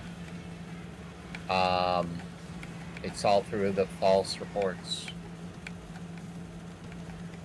And that's on top of the fact that YouTube don't care about gamers, because they don't. Like, that chick isn't there anymore, Susan Wojcicki, but MatPat interviewed her, and she get the same PR speak. You know that typical PR speak. We understand your concerns type. You know it when you see it. And she was giving all of those answers to MatPat, and he wasn't giving softball questions either. It's just unfortunate.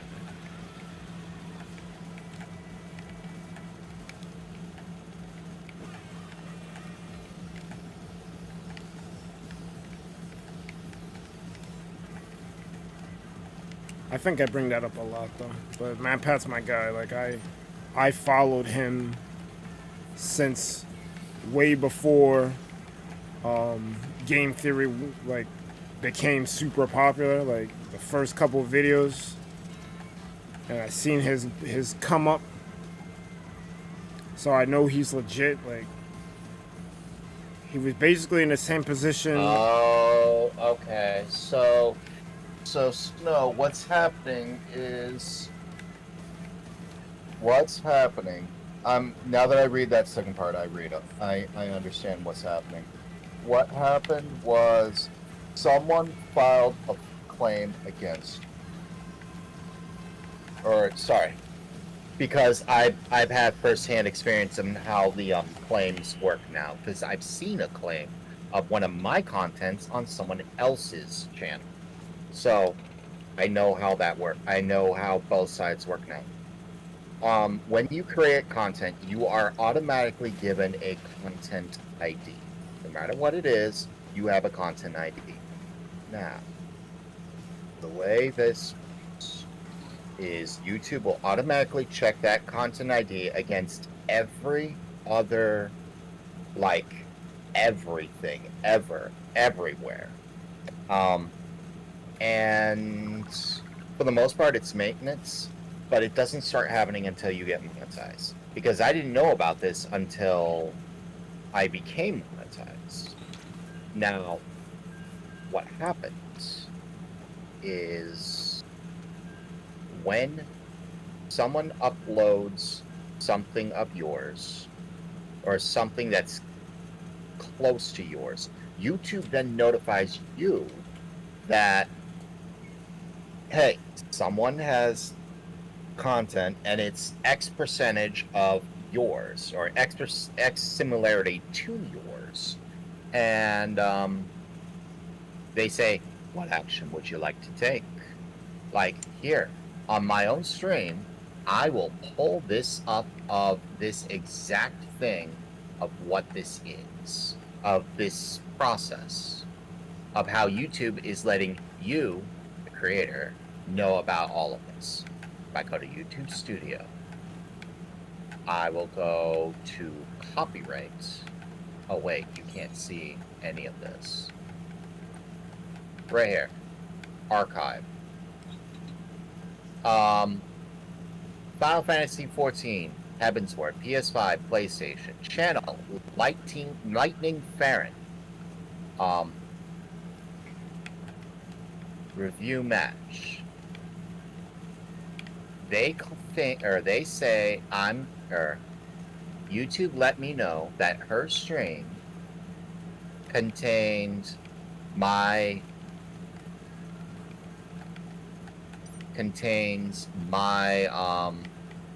video.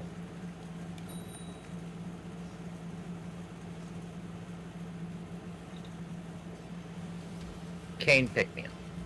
It says, hey, you have Kane Pick Me Up in that video. Or in her video, she has Kane Pick Me Up. And it took up like 10% of her video. What would I like to do? I said, completely ignore it. But I can't destroy it. Now, here's the thing. When you fight a claim, or when I have the arbitrarily option to just say, claim it, give me all the revenue, no questions asked, YouTube's like, okay, that's fine. She will then come to me, or she will then file a counterclaim, or not a counterclaim, an appeal, whatever. She'll fight the claim, whatever. I have up to 30 days to even respond to it. And it's my choice entirely. Like, completely. Start to finish. It is my choice of whether to say, oh, okay. I'll allow, okay, you know what? You know what? You're right. I'll drop my claim. And it ends there. Or I could say, I don't give a darn about your reasoning. I don't give a darn about any of that. You messed up. You got my stuff. My stuff. Now, that's how it's supposed to work. Well, sort of. But it's on benefit for the one who filed the claim, which they notified me that it even happened. Now, the problem is, people can file false claims. People can upload, like in Snow's case, people upload her music before she does on YouTube, and YouTube is just, because YouTube can't do a thing about this. In order to maintain a safe harbor clause, they actually cannot do anything about that. So they say in favor of the claimant, we're not lawyers. You want to sue them? That's all on you. Hello. What's up, Hello. Sadie? What's up? And now I We're chilling. hear myself. We're just chilling. We're just Yeah. chilling. Yeah. Oh. They have a safe harbor clause on this platform because if they don't have safe harbor clause, then everyone who makes content and posts it to YouTube can now claim on against YouTube that how to say it. They could go to YouTube and say, YouTube, you stole my work. So without that safe harbor clause, YouTube can't even exist. Yep. They have no choice. No safe harbor, no YouTube. It is literally that simple. I was having this discussion before with someone about this very topic, and I couldn't remember what it was, but yeah, it's the safe harbor clause. They can't do nothing because if they do, then YouTube is over. So they let everything slide for that very reason. But it just sucks because people are taking advantage of that and are false claiming things so they can get some revenue from it. Oh, yeah. I hate that. It's like the worst. So in your case, Snow, what's happening is someone has your music or something similar to your music and says, hey, yo, this is mine. I'm claiming it. And when you go to appeal it, it is their decision whether to say, hey, you know what? You know what? No. I don't care your reasonings, because in the end, your reasonings don't matter. They're going to read it and say yay or nay based on their whim. However, if they say nay, and you have a legitimate argument, you can sue them. And they'll get in trouble, which is only going to be a slap on the wrist and massive headaches for you. It's not. That's why I said they make it moot to not even try to do legal proceedings because of that very reason. That's why I said to you, upload the musics as an unlisted before you post it anywhere else, and no one can do that at all. It's kind of like mailing a copyright to yourself. YouTube has been doing way too many changes lately, and it's getting scary. Well, they're doing those changes to protect their neck. Yeah. Because, like I said, they don't care about us.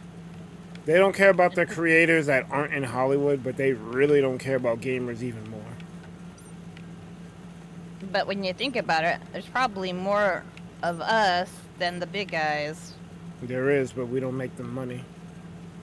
We make them some money, but in comparison to the celebs, it's like a drops in a bucket.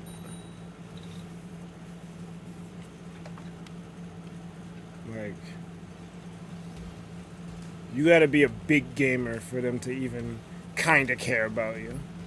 I mean, but if it wasn't for us, there wouldn't be variety, because those big streamers only play certain things. They don't have a choice. They have to play what they play. They have to upload what they upload, or they're going to go hungry. Yes, certain people like Markiplier are an anomaly, but even he has like a scary games motif he does. So it's like there's always something that you're known for. That's why save your money when you get it. That's a fact. Let's see. What was it? Invest in the stock market too, but be smart about it. Do research. Don't buy stocks on a whim. No. But do buy stocks that are gonna equipment for building buildings and homes. That's pretty safe. That's a safe stock to buy. Yeah. Procter and Gamble. That's a good one too. I'll be honest. I wouldn't invest in the stock market right now at all. That's just me. Well, it has been a little volatile lately. Any money, all the debt and all the inflation, I wouldn't invest in anything. Any money that you're investing in the stock market, think of it like a CD at this point. It's money that you're not gonna touch. It's just money that you're putting away to try to do work for you. Because people will still make money regardless of what the conditions are. During the pandemic, companies still made money.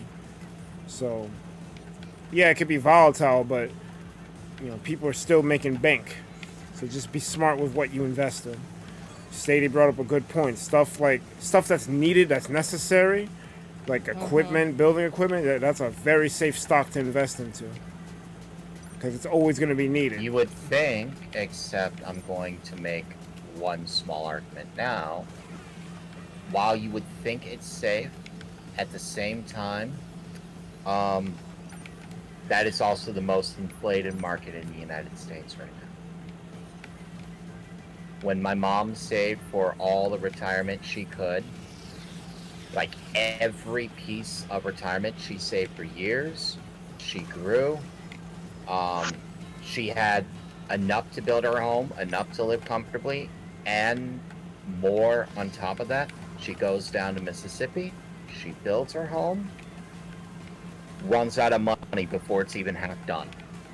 And it was like, what? Her husband now has to work more to try to compensate. That sucks. Sometimes it's the builder. They do shady things. Oh, it's not just the builder. Home prices across the Canada, United States, everywhere have gone way, way, way. Well, for California, they've always been way high. What's up, Jay? And the thing is, too, when you get a raise and whatnot, it feels like everything else wants to put their hands in your pockets before you even get to use the money. As a whole fact. Like, Sadie, what the fuck? you own your home, right? Oh, I live in an apartment building. Oh, never mind then. But I know people who own their home that, you know... No. I wasn't going that route. I was going, how much did you pay for your home? But you don't live in your home, so... Nope. But the people that I know who bought houses, they bought them when they were very expensive. I don't think I mean, like, what was the price, like, 10 years ago? You know what? I can look this up. Oh, I can tell you. So, when my stepdad sold his house that he got, it sold for, like, $200,000. But in today's market, it's worth $400,000. Real estate is something I'm never gonna understand because almost everything else you buy depreciates the minute you leave the store. Oh, but my stepdad, he totally got ripped off. He sold the house to his nephew, and then the nephew decided to sell it, and the realtor put it up to $400,000. What? Are you serious? Mm-hmm. Yeah, that's not Yeah. bad. But like I was saying, like you buy a car, for instance, it depreciates the minute you take it off the lot. You buy a house, it continues to grow no matter what. I don't understand how that works. All right. So I pulled up the information I needed. Okay. So when I mean prices have risen a lot, in 2010, just normal price for San Francisco, the median price, so like the middle of the road price, for a single family house in San Francisco came in at about $750,000. 2023, the median price for an existing single family home in San Francisco County is almost 1.6 million. So over double. Over here in the city I live in, everything starts at $1 million, $1.2 million. So this is for a house that we used to call the little farmhouses that the farm workers would have, like the manager.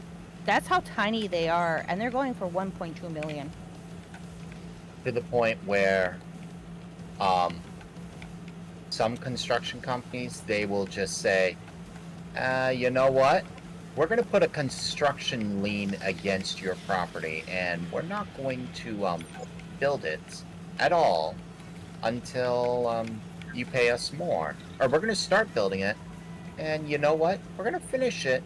You're going to pay us more because you're going to pay us more, and we're not going to give you the house until you do. Because it sucks to be you. Because they can get more for it.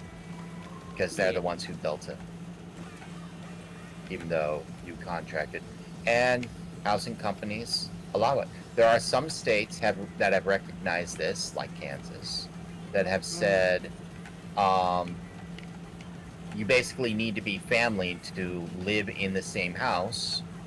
You can't share costs anymore. In other words, the concept of roomies, not so much. And it's all to drive prices up. Mm, It's that's it's so annoying, frustrating. So, anyways, when I'm saying the housing market isn't as safe as one would think, that's what I'm referring to. Well, yeah, even those new houses, they will have so many things that the builder still hasn't fixed, and it'll be a year from when they finally moved into the house, and the things are still not being fixed. It's like they're rushing to build, and they're just making so many dangerous mistakes and stuff. Crazy. So there's a Too lot bad of... it's Oh, go ahead. like Sears had like a catalog for homes. You would pick out your home, and all the materials would come, and then you either build it or find somebody to build it for you. And it didn't even cost that much. Like the groundest one was like $5,000 back then. Nice. And they also too, they say those Sear homes have lasted longer than these new builds that they're building. Well, yeah, like people don't want to give you good building materials anymore. Everything is like just enough to get by, and they degrade faster. And it's strange. I'll be right back. All right. So, You guys can hear me well? Yeah, I can hear you. Well, you were a little low, but just now I heard you better. Yeah, okay. I was trying to. I was issue. I just want to make sure you guys can hear me. Yeah, because I was looking at the green circle around my avatar. I just wanted to go see if it was consistent. Yeah. Philip says, well done to that member. Team Lover won 1,000 X battle. Hollywood is dead and raising prices to watch their stuff. No, thank you. Well, it's not just movie theaters. Everyone's raising their stuff. That's largely the problem.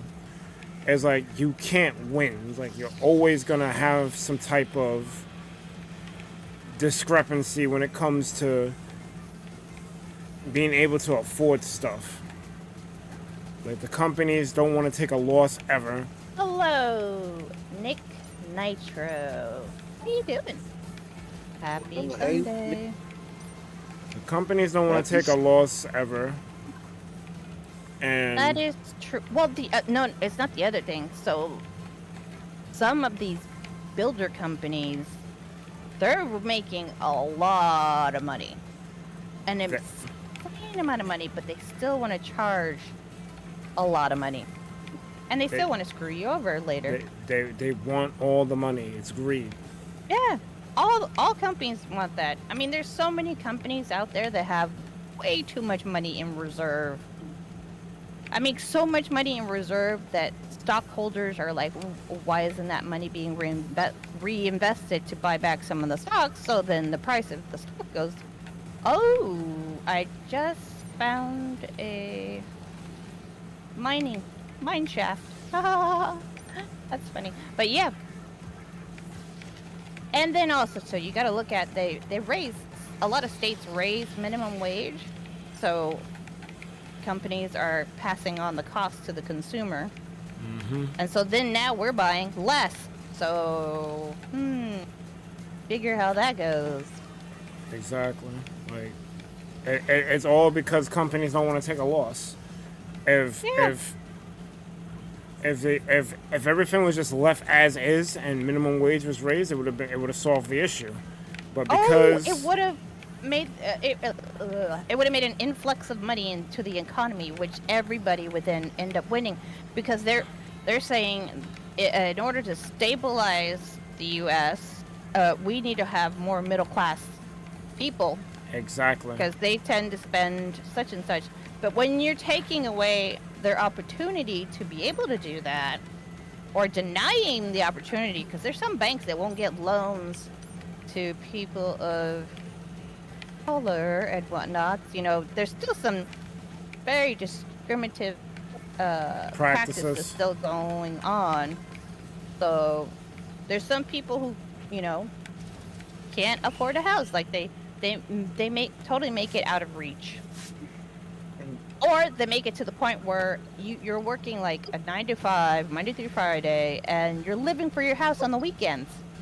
And there's not enough time in the weekend to really enjoy, you know, seeing your friends, family, all that kind of stuff. Yep. It's an evil game. And I don't like it. It's even to the point where people, like, if they had a choice in order to go buy the house that they're currently living in, you know, on the market after all those years that they've been living in that house. So say if they sell it and they try to like rebuy it back, they can't even afford it. They can't even afford a house that they were even living in the beginning. I know. Yeah. So, yeah, that's very sad. That's very scary. I'll even say that's even scary. Yeah, I don't like real estate for that very reason, bro. Like, Well, that's another reason why we decided not to get a house or save up enough money for a house. Because when you live in an apartment building, they fix everything if anything's wrong, and they replace anything if anything's wrong. You also got to see it as, you know, paying the house is one thing, but you will have, just like they say, as soon as that car drives out that lot, all of a sudden start having problems. exactly. Like you may have to replace the water heater, you may have to do the roof, a whole bunch of things. So you gotta be careful. Like the appreciating. Mm-hmm. I think like 25% of the car depreciates once you drive it off the lot. Yeah, it's Yep. trash. And so I know for a fact I'm not gonna get any of the money back that I sunk into Lexus like that. But I plan to pay it off and just keep it and probably just get like another car on the side that I can work on. So, but so I already have to plan for it. Yeah, But yeah, we finally got a car that like was, all our cars were used, you know, and they were all in decent condition. And the current one that we have was only like a year old, and we ended up getting it at a good price. that's what's up. Oh, a graphic That's designer. A graphic designer sold it to you? It's a bad joke. I'm sorry. The funny thing is, the car was the car that the salespeople used to get to places, or if some VIP's car was being worked on, that was the car that they drove. It only had 940 miles on it. Oh, that's pretty much it. Yeah. Oh, that's a good deal. The only thing that I don't like, if you're sitting in the back, because it's a smaller car, you feel everything. Yeah. Yeah, you might want to check that out. It's a Honda. A Honda Fit. I don't know. The Fit is good. Yeah, Hondas are reliable cars. Yeah, I like Hondas. They are. But Oh, and it still had warranty on it too when we bought it. Yeah, that's good. That's good. Yeah, Hondas are reliable cars. Toyota and Lexus, even though Lexus is Toyota, just like Scion is also Toyota. They're one of the most reliable cars on the market. Yeah. So I mean, sounds a good choice though. Pretty much all Japanese imports are pretty really reliable, and they have really good warranty and plus like engine life. oh, So- you know the thing I hate that they do now? Now they pass on the delivery fee to you. It's like the car came from Mexico. You've been driving it. Why am I paying for the delivery of a car? It's like, that's just weird. Yeah. Hello, Yeah, I was just Jose talking about my and mom. Nikita. What's I mom was been up talking with to? my mom, and yeah, she was very.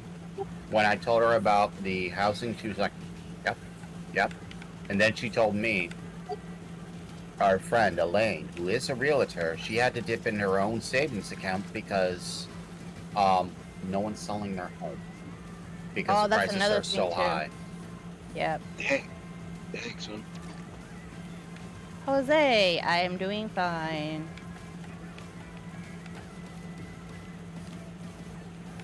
Yeah, my stepfather got ripped too because he still owed the bank like $100,000.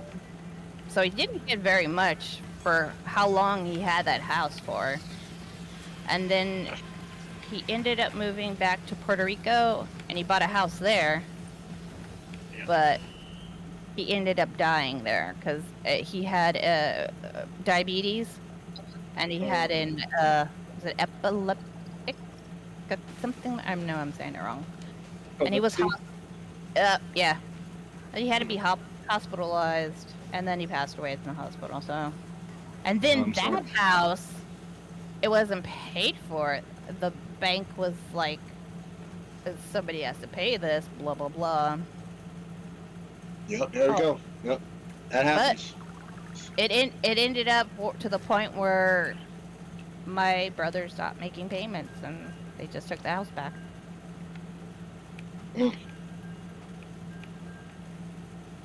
Damn.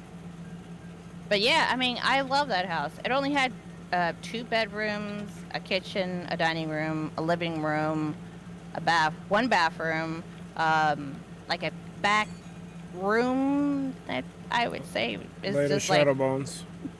might have been a porch or something. And it had a ginormous basement. And the backyard was decent. And they had a garage and a really long driveway. I love that house. Oh, that's cool. Says she was having a talk. She was having this talk with Raynex when she was struggling with her internet. She said Canada needs an economic collapse on the housing market, and you said the yes. Okay, so here's the problem with an economic collapse. Any market. If the market collapses anywhere, all of it is going to collapse. It's a Ponzi That is the scheme. number one thing on the United States right now is not collapsing. If Even something though collapses, some Republicans want it to It's collapse. the moment any of it collapses, the entire economic system will crash, which will result in Inflation. No, It's not a- inflation. the Entire world will start. The economic structure of the entire world will literally fall apart if the United States economy collapses. It's like Oh, That I will don't. be a very. You are getting rated. I wanted to get a point off before you said that. You are getting rated. I know, but I wanted to say something. Too bad. Dress No! the red. That's like it would be a depression. It would be like a depression, but even worse. This I think economy. it would be. Oh, yeah, you're No, go right. ahead. Because this economy is kind of like a Ponzi scheme.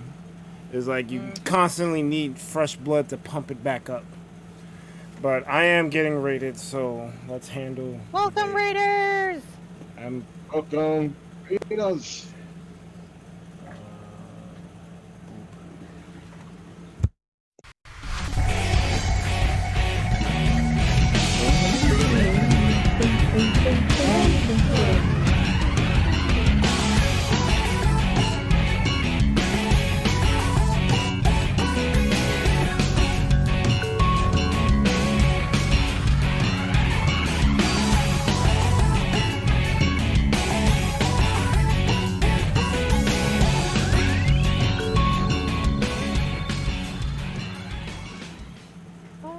All right, so we were kind of talking about this during this stream because we had issues finding people to play, and I saw a little ball of fun was on, and it said joinable. So I was like, let me join. I don't have players, and she said she was part of a collab. So said collab decided to raid me. Thank you very much, Little Ball of Fun, Tom Leo. I'm guessing Mr. Coconut and Twisted J were the other two? Yes, they were. Thank you guys very much for coming through.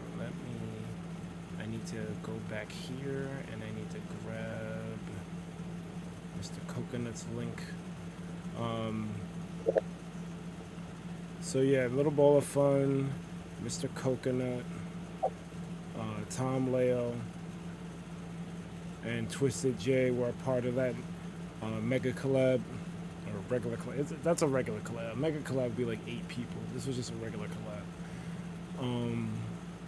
Thank you so much for choosing the ThunderPals as a great target. I appreciate it immensely. Welcome in. I think I named everyone. Welcome Ashley, Twisted J, Tom Leo, Mr. Coconut, Land 645, Ivik Pedersen. I hope I said that right. Any lurkers who came in off the redirect, I appreciate all of y'all for coming through. Thank you so much.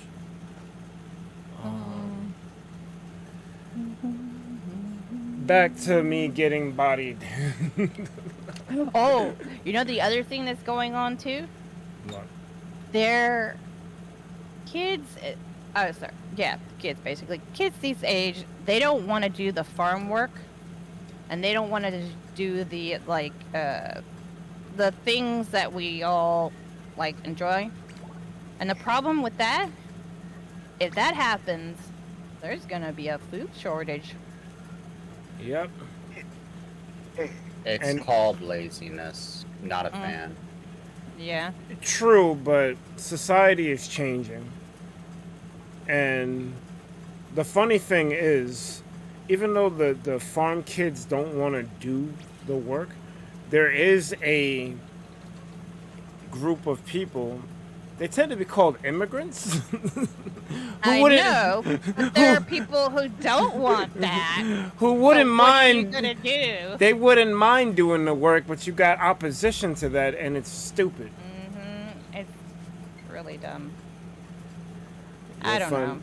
Yo, ThunderPals, I hope this makes you happy. What, you joined in on the squad, or you just came through with the on the raid? Because just you being here off the raid made me happy. Simon says he wants to join.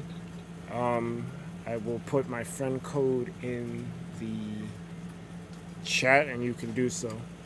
There was a bunch of chat that I wanted to read before, but it probably got tourniqueted at this point, so I apologize if I didn't read something you wrote. But we kind of went in on this whole housing crisis bubble Ponzi scheme thing, so I couldn't get a word in, so I'm sorry. What's up, Zemius?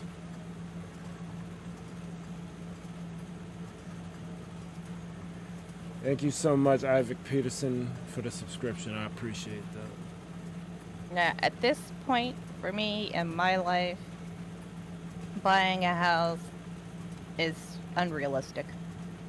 So, I'm happy where I'm at. It is. Yep.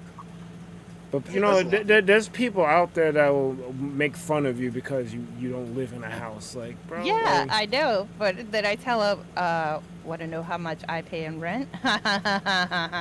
Exactly. It's like it's misinformed and insensitive is all hell. Like, bro, go. But I don't even want to say go touch grass. Just go out and learn something. Like, see how bad this economy is and how society treats people, and stop perpetuating this nonsense. Yep. It's like some people just they either don't know anything or they just ignore it. Like they don't see it. I think they just want to get under people's skin. I think that's what it really is. I think it is too. Welcome to the whole reason trolls exist. I hate it, bro. Like some people feel like a certain way when I say I don't like troll levels in Mario Maker, but like, bro, like it unnerves me. And like the zombie just appeared. You could be doing other things with your time than trolling people. But then someone told me you could treat troll levels like a puzzle level. I'm like, maybe. But nah, I don't like death in Mario games. Can you imagine if trolls had to use a rotary dial phone to do their trolling? Oh my god. You know there was someone there too that was a rotary master. Like, Yeah. Probably had the yellow pages in his hand too. oh, I'm gonna really get him today at the general store. What's up, Ashley?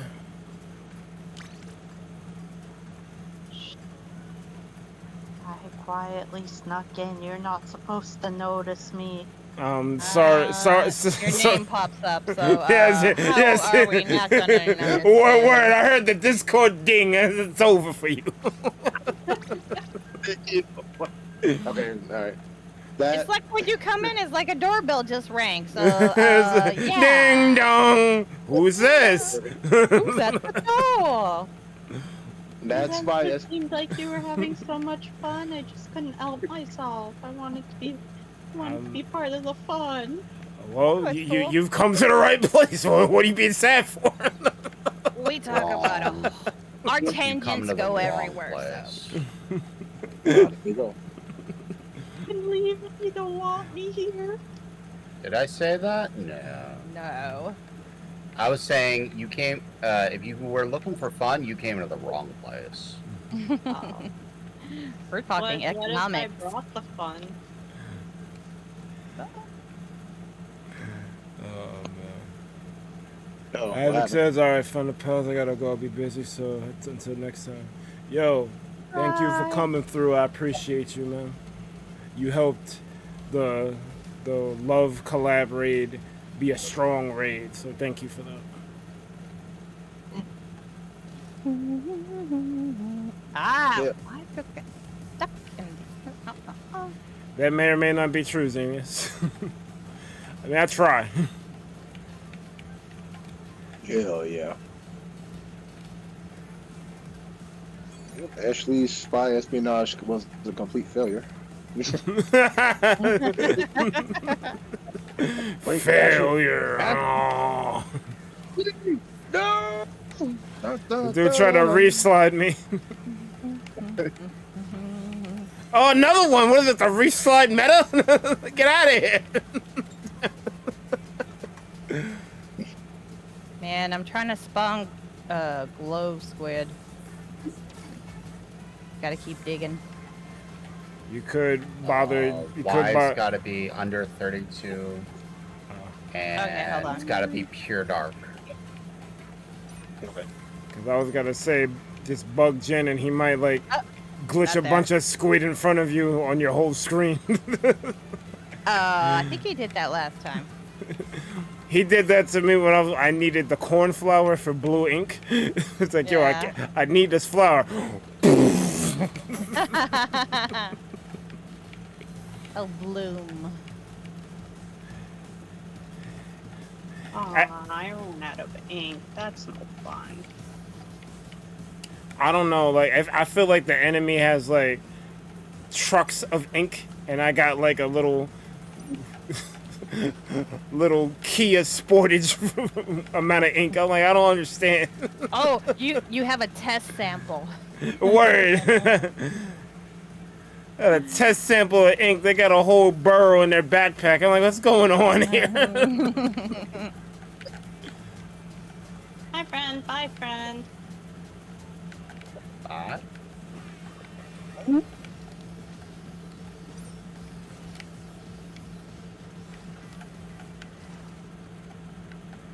I don't know why. Digging aimlessly is so satisfying. It is.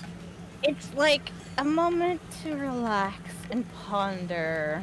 Like, I thought I would hate strip mining, but I kind of enjoy it. I just hate when I run out of torches. I've never used torches. Well, I mean, I put torches on the wall. Yeah, you got to, otherwise Or creepy you can crawling take- skeletons will come for you.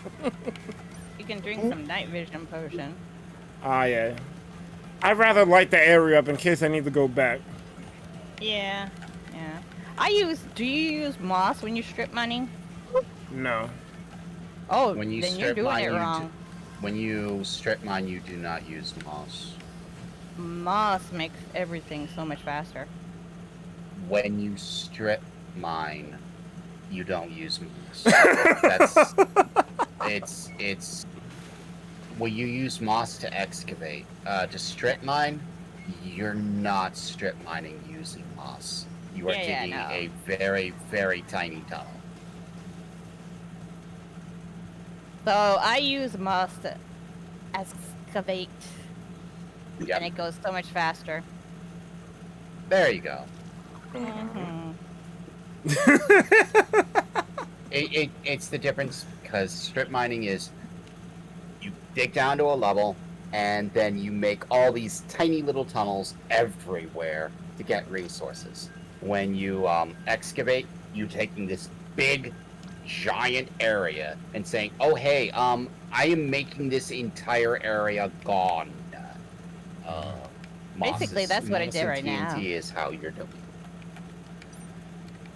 I guess I kind of need to do that for the mountain and by my base, because I need to have my build be moved like at least 5 blocks to the right or to the left, whatever. Hey yo, let's give it up. What's for up? New Stefano, the Spin Master. Yes. Oh, thank you. A new challenger! Has going on, made it. man? Bye, Tom Leo. Thank Yo, you for stopping by. Have a good one, Tom. Spencer, what's up? What's up, Spencer? No, chilling. Playing some Oh, Zelda, look! so There y'all they know. are. They did spawn. What were you playing? I was playing some Zelda. Now I saw y'all on. Oh, okay. Oh, that's not okay. Yeah. Game kind of good, man. Is it really 10 out of 10 material? For me, nah, it's not my type of game, but it's good. Oh, okay.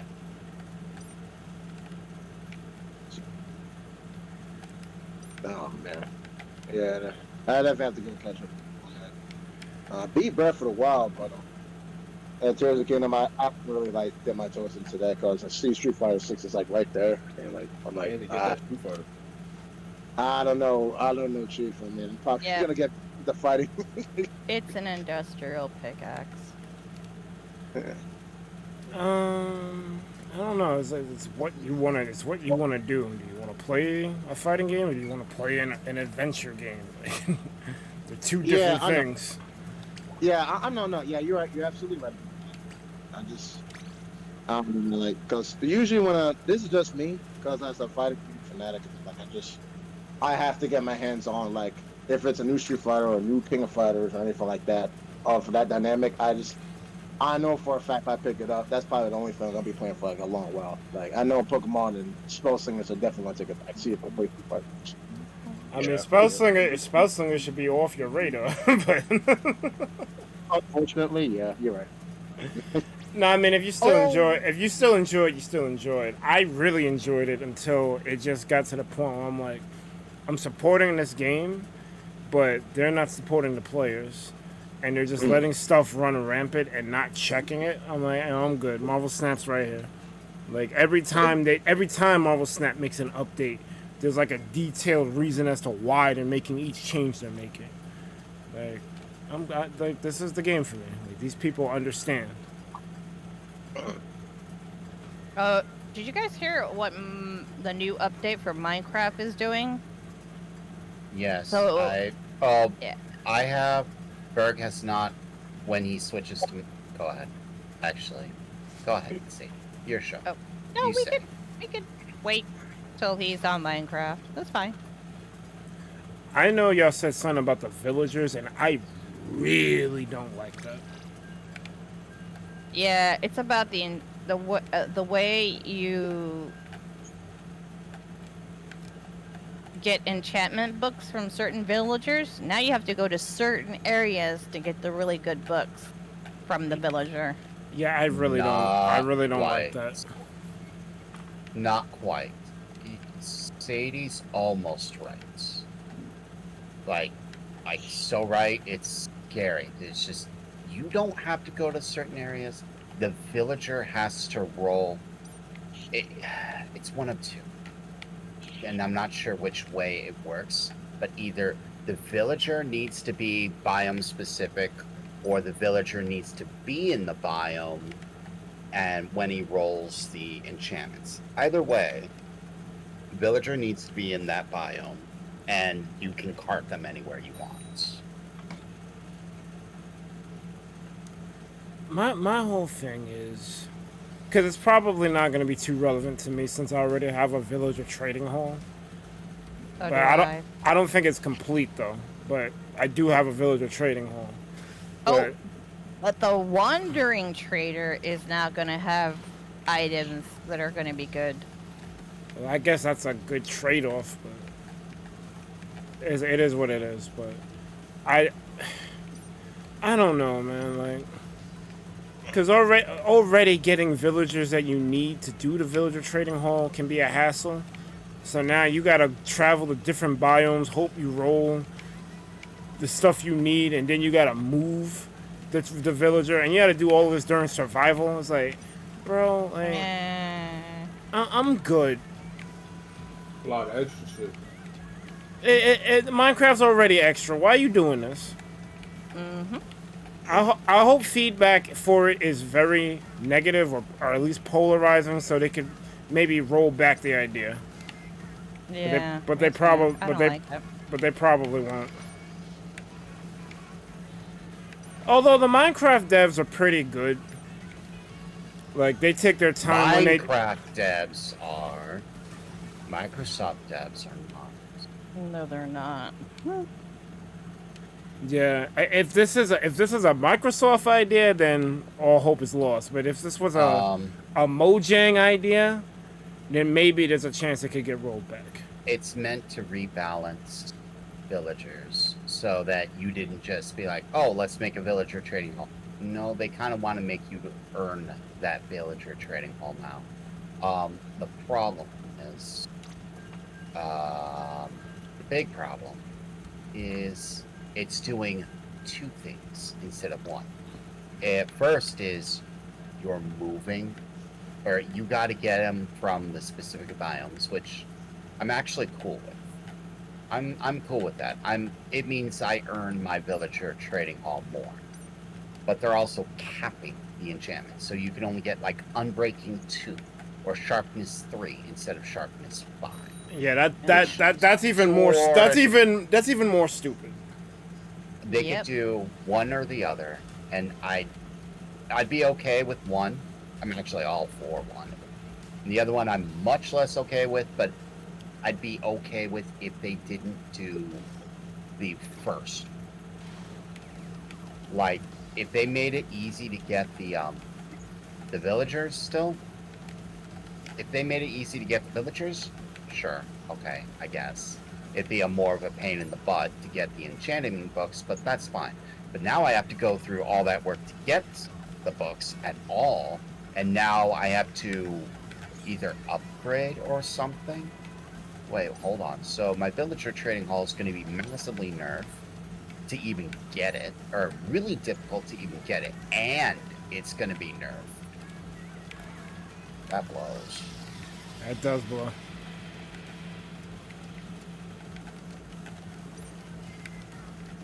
Mellow. Welcome. Oh, we still have a long way to bedrock. Huh. What's up, Mel? Mel's another cool person that we've encountered recently.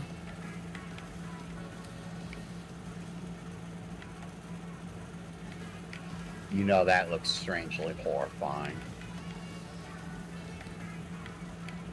That actually looked truly horrifying on my screen. What? So I used the 007 shutout for Mellow instead of the Broforce one. Fish! Where did all this fish come from? So the gun came out, or the gun barrel came out. It zoomed over Mellow's avatar, which is the Scream guy, who instantly pulled out a gun and shot me. The Scream guy shot me. Yeah.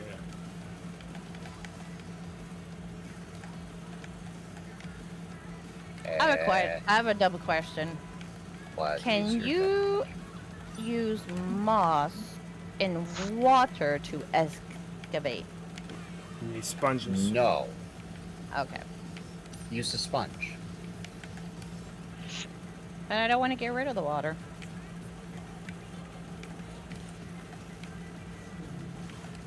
I just hate when I'm caving. Oh, I And- figured out a better way to do it. Okay.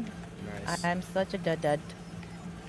I just hate when I'm caving and I run into water, and I close, like I make a tunnel and I enclose it, but the water still seeps into the tunnel. Like I hate that. Like I closed it off. Like, let me rock. No. Minecraft was like, no, we're gonna let the water come in. And drown you to bits.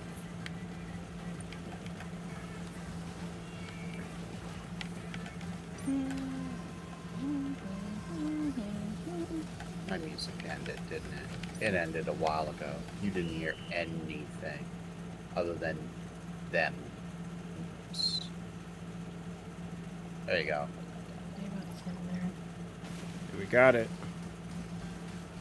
Snow says the real world wants to centralize everything, e.g. the World Trade Center, but the reality is that doesn't work. Communism, so Minecraft diversifies. What? There we go. What happened to make you super happy, Lofi? And if we make it to Bedrock, can we do the Bedrock Twitch? No. I think socialism can work if it's combined with capitalism, like if it's a hybrid of the two. A lot of things can work. Okay, I'm going to break it down. Socialism, for the most part, is still capitalism, or at least it should be. It's just you have a lot more social policies, which economists do not like, and yet you need safety nets for people. You do. Because not everyone is the same. I'll use my late friend Dharma as another example. Like, she was disabled. She could not. You have friends? Yeah, sometimes. Sometimes. Hey, I'm right here. Yeah, sometimes. You know. Sometimes I don't want to be a lone wolf and I need someone to talk to. Nah, but she was disabled. She couldn't really move, and then sometimes she needed the assistance of a wheelchair. So, you know, she couldn't work. But it took her like a bazillion years to qualify for disability because she couldn't easily prove her disabledness, even though clearly, if she's able to get like the wheelchair accessible thing for your car, when you think, like, yeah, I'm disabled. Congratulations, Lofi. But, you know, for some reason, besides the fact that obviously she was a woman, so, you know, politicians in this country at least don't like women. She was also disabled, so it was hard to her to get the assistance she needed. But she's someone who socialism would benefit her because she can't work. So, my take is as follows. I'm all for a system that works, and does not reward lazy. Yes. Like if you're legitimately disabled, yeah, get the assistance. Don't abuse the system like a lot of people did during COVID. Like, for me, I'm disabled. I still work. When my boss needs a hand, I'm there. He says, hey, I need you to drive to... Hi, Jose. like an hour. Or I need you to do like 3 hours of driving. I'll do it. I don't mind. Stay productive. Contribute. It's not that hard. Socialism won't work if no one's doing work. Yeah. Then again, if no one's working, you're gonna have a lot of people depressed. The whole thing is like let's take workers' compensation for example. when you go on workers' comp, you don't exactly get your full salary. You get like a percentage of your salary. But like, if you need that sort of thing so you can survive, because you can't actually work. Once you're ready to go back to work, you should go back to work. But some people want to extend their thing longer because like, oh, I don't have to go to work and I still get paid. Yay! Like, no. I don't like my job at all, but you have to work to earn money to be able to buy things and support yourself. So I get all of that. But, you know, people just want to find any loophole they can get. And that kind of bothers me because it's like, well, I don't want to go to work. I hate my job, but I'm still doing it. Like, I'm here. I'm outside. Like, if I got to do the crap, you got to do it. Yep. Well, just think about those essential workers. If they decided they didn't want to be essential. Bro, I wasn't. They have no choice. Bro, I was an essential worker. That pissed me off. I've ranted about that before. Essential workers got massively the short end of the stick just because of either unfortunate circumstance or the job that they chose to work pre-COVID. They are now, oh hey, all these people got laid off and make way more money now. You don't, and if you quit, you are going to starve. Yeah, it sucks because like if you go to work, and I also feel that people shouldn't have to work 2 jobs. Like your one job should cover shit. So I'm perfectly for a living wage, but like if I go to work, I should be able to take care of myself. Live within your means, obviously. Not all jobs are created equal. Some pay a lot, some pay piss poor. But if you go to work, you shouldn't be penalized because, you know, for whatever reason, like because you know, we this whole stream, at least my stream, because I know I'm talking other people's streams. my whole stream, we've been talking about economics and conspiracy stuff, but like, yeah, it's like you work, you should be well compensated for what you did. This is why SAG-AFTRA is on strike right now, because they're working and they can't even afford where they live at. And some people want to demonize them, saying, well, they make a lot of money. All these movies make X million dollars. Like, no, they don't see that money. They see like a 64th of that money. Like, some don't even see that. There's a lot of poor writers and actors in Hollywood. It's not all, like, for every Tom Cruise, there's a John Doe who didn't make the money that Tom Cruise made. So you gotta be sensitive toward that those people, because they're not making it. But you know, Hollywood can take an AI and duplicate Don Joe's performance, tell him we won't call us, we'll call you. Never call him, but they're constantly using his data that they sucked up through AI to, you know, create stuff, and it's really messed up. And I don't understand how we can't be supportive of the actors. Like, they create the stuff that we talk about all the time. We have a podcast called ThunderPals at Midnight, and pretty much every episode has been us talking about Marvel. Imagine if those writers didn't exist to create these stories that we discuss every week. Like, life would be a lot more boring.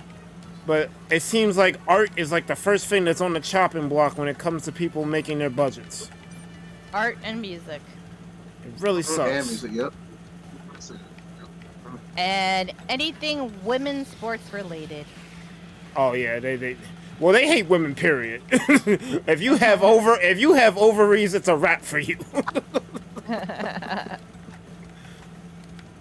I don't understand, bro. I don't understand either. But that's just, like, it doesn't happen in the high school. It happens in the college sports teams and stuff. It's crazy. Yeah, but the NIL deals and all that. Or how if they have somebody who donate money to school and they say specifically where they wanted to go, but then it doesn't go where it's supposed to. Yeah, it reminds me of Nevin Shapiro of University of Miami, and he's an inmate now in a corrections facility, rotting in jail, where he belongs. That made headline news a long time ago, but that's exactly what that reminds me of. So there's a whole ESPN documentary about what he did, about taking all that money that was supposed to be funded for a university for there in Miami, but just didn't really go anywhere. He was taking it, pocketing in it, and using it for his own illicit gains. So, NCAA almost completely banned the whole football team, banned scholarships, just because of that. But they found out, they put 2 and 2 together, that he was a mastermind. What a hateful talk. But yeah, that's what that reminded me. That's just a little something.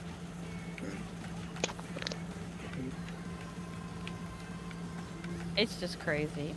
Everything's crazy. Everything's crazy. Nothing is like it was in the 80s anymore. Yeah, the 80s had a... Bro, I'm not gonna hold you. It probably wasn't better, but I miss the 80s and the 90s so much, bro. I do too. I'm on that book too. I really miss those decades. But it just feels like everything is much worse now. Even though we're not being lynched and there's not mobs everywhere. There's still violence in some places, but like things are for the most part peaceful. But like the economics and like people feel like they're more racist now or more hateful now. Like you can't say like you're a trans person and then people like want to freaking throw you over the coals because like you had gender dysphoria. Like I don't know, maybe because I'm just in my privileged position, but I didn't feel like none of the stuff we're dealing with now we had to deal with back then. No, well, because it was all behind the closet. You also have another problem of trending. That's part of the reason why I don't like trend, because of how trends work, because things can catch so quickly. Like, there was TikToks up saying, "Hey yo, cure this disease by drinking bleach." That's a problem. Well, that's a rather big problem, and it stretches to everything else. To be fair, TikTok is just the evolution of Vines. I know. Like Vine was a thing. I'm not saying that. I'm saying that's how trends work. Because of the trends, because trends signify what people want to do, how, like, herd mentality, how it all comes to say, these people get together, or one idea catches fire, and it just spreads because people eat it up, or they're way too scared to say no, and it's just spreading around. So, tying it back into the trans, people will say anti-trans, boom, because one person said no. It doesn't matter if a lot of the people say yay. One person said no, or it's been said no for a while, and suddenly no one. It's like bad. Yay. That's what I mean. Yeah. Cause like. Because. Snow said the Chinese wanted us to drink that bleach, or the Communist Party wanted us to. Sorry. Well, I want to go back to your thing on trends, because the internet has made trends a thing.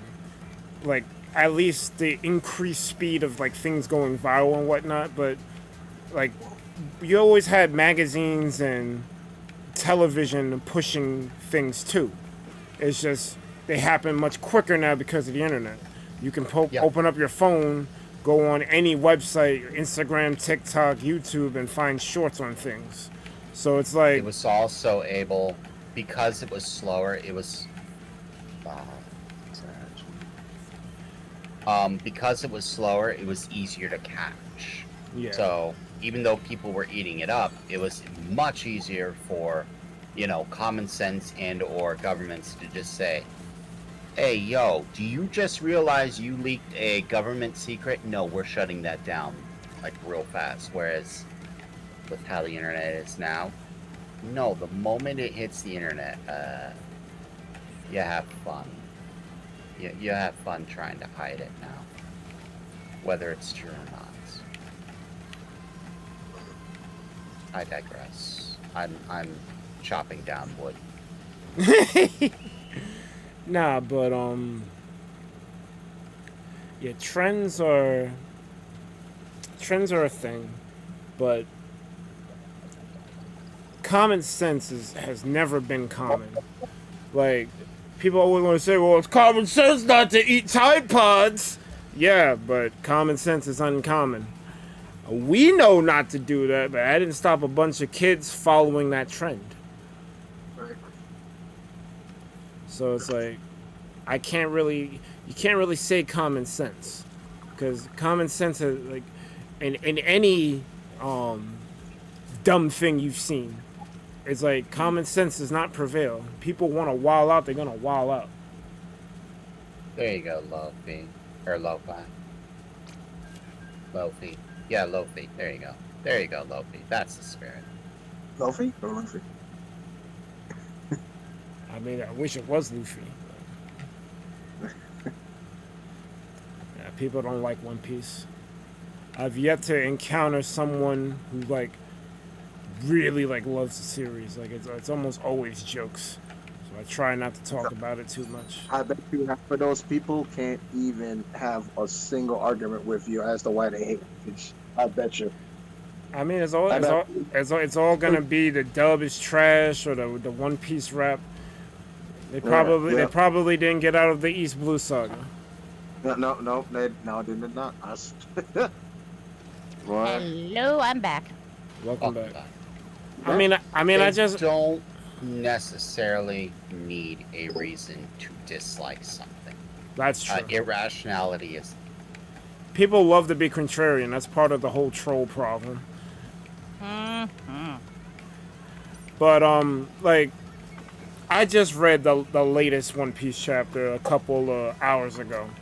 Oh man, it's so good.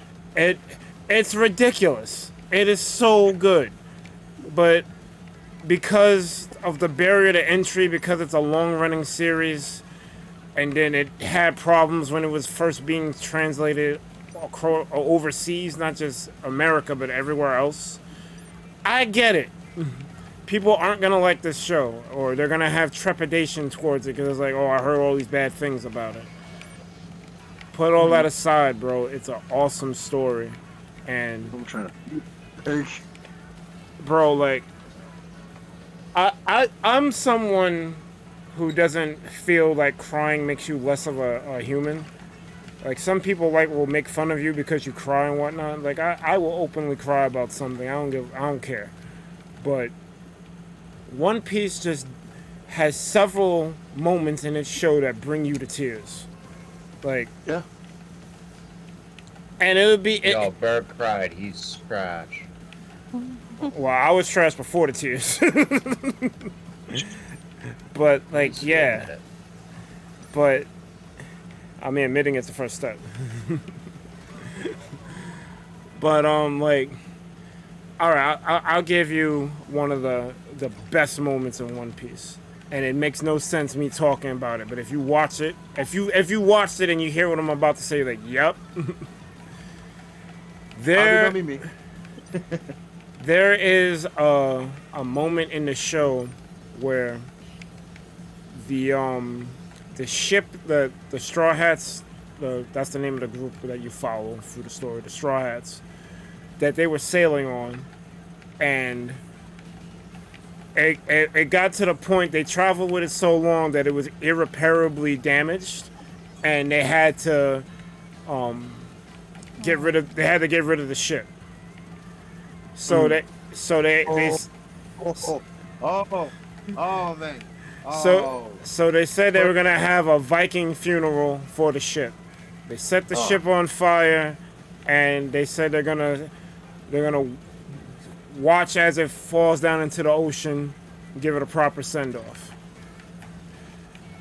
I left out some context, but I'm about to get to it right now. They did it with dynamite, by the way. Nah, it was just a torch. No dynamite. No dynamite needed. And one. Oh, go ahead. In One Piece, ships have souls. They call them Kalabatamen. I think it's a German word. That's why I'm not pronouncing it correctly. Kalabatamen. And leading up to the scene where they set the boat on fire, the ship's spirit was talking to one of the crew members, Usopp, and almost no one believed him when he was saying that the ship was alive. But the ship was alive, and as they set the ship on fire, the ship spoke to everyone and apologized for not being able to bring them further. When that motherfucking ship talked to everyone, I started bawling my ass off. It was insane. Everyone was crying. And then Luffy screamed, "No, I'm sorry, because I'm the one who ruined your sail. I'm the one who ran you into icebergs. Zoro and Sanji are idiots, so they broke things. Usopp tried to fix it, but he just couldn't because he's not a shipwright. Like, if anyone's gotta apologize, it's us. We're sorry for mistreating you." And the ship said, "But I was happy. You guys treated me so well." Man, I'm crying just quoting. I feel the tears welling up. Like, that was such an emotional moment. And it's between a ship and like 8 or 9 people who rode on it. and that's just one moment.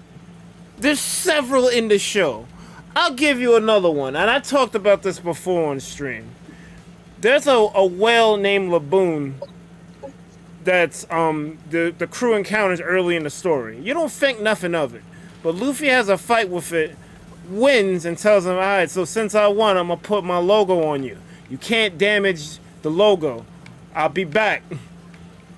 That whale was ramming its head against the red line, a cliff that was red, because he wanted to get across the ocean, because another crew had left him there, because the Grand Line, it was dangerous, the sea that they went into.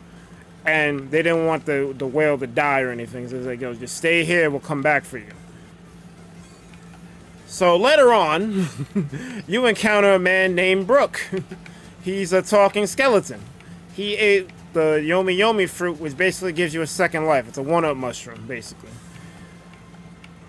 The crew that left the whale behind was Brook's crew. And they all died at sea except for Brook, because they fought some dude and he used a poison weapon and it killed everybody. But Brook came back to life because he had the Yomi Yomi no Mi. This dude, Luffy encounters him and he immediately asks him to join the crew, no questions asked. He didn't know nothing about the crew or nothing. You learn all of this stuff toward the end of the arc that he's introduced in. But when Luffy finally learns that the same crew who left the whale behind, with like Brook was on that same crew, he was like, "Oh, Laboon, we know him. We left him at the Cape." And Brook was like, "Wait," because he was playing piano. He's a musician, so he was playing a song, and he immediately stopped. He's like, "Wait, Laboon is alive?" And then he started bawling because he wanted to get back to the Cape to keep the promise that they were going to come back. But he didn't even know if he was alive or not. Once Luffy told him that, he was like, "Yo, I'm joining this crew." So, like, there's several I kind of butchered that explanation because I was trying to TLDR it, but there's several moments like that in One Piece that are just like tear jerking because it's like, wow, like really?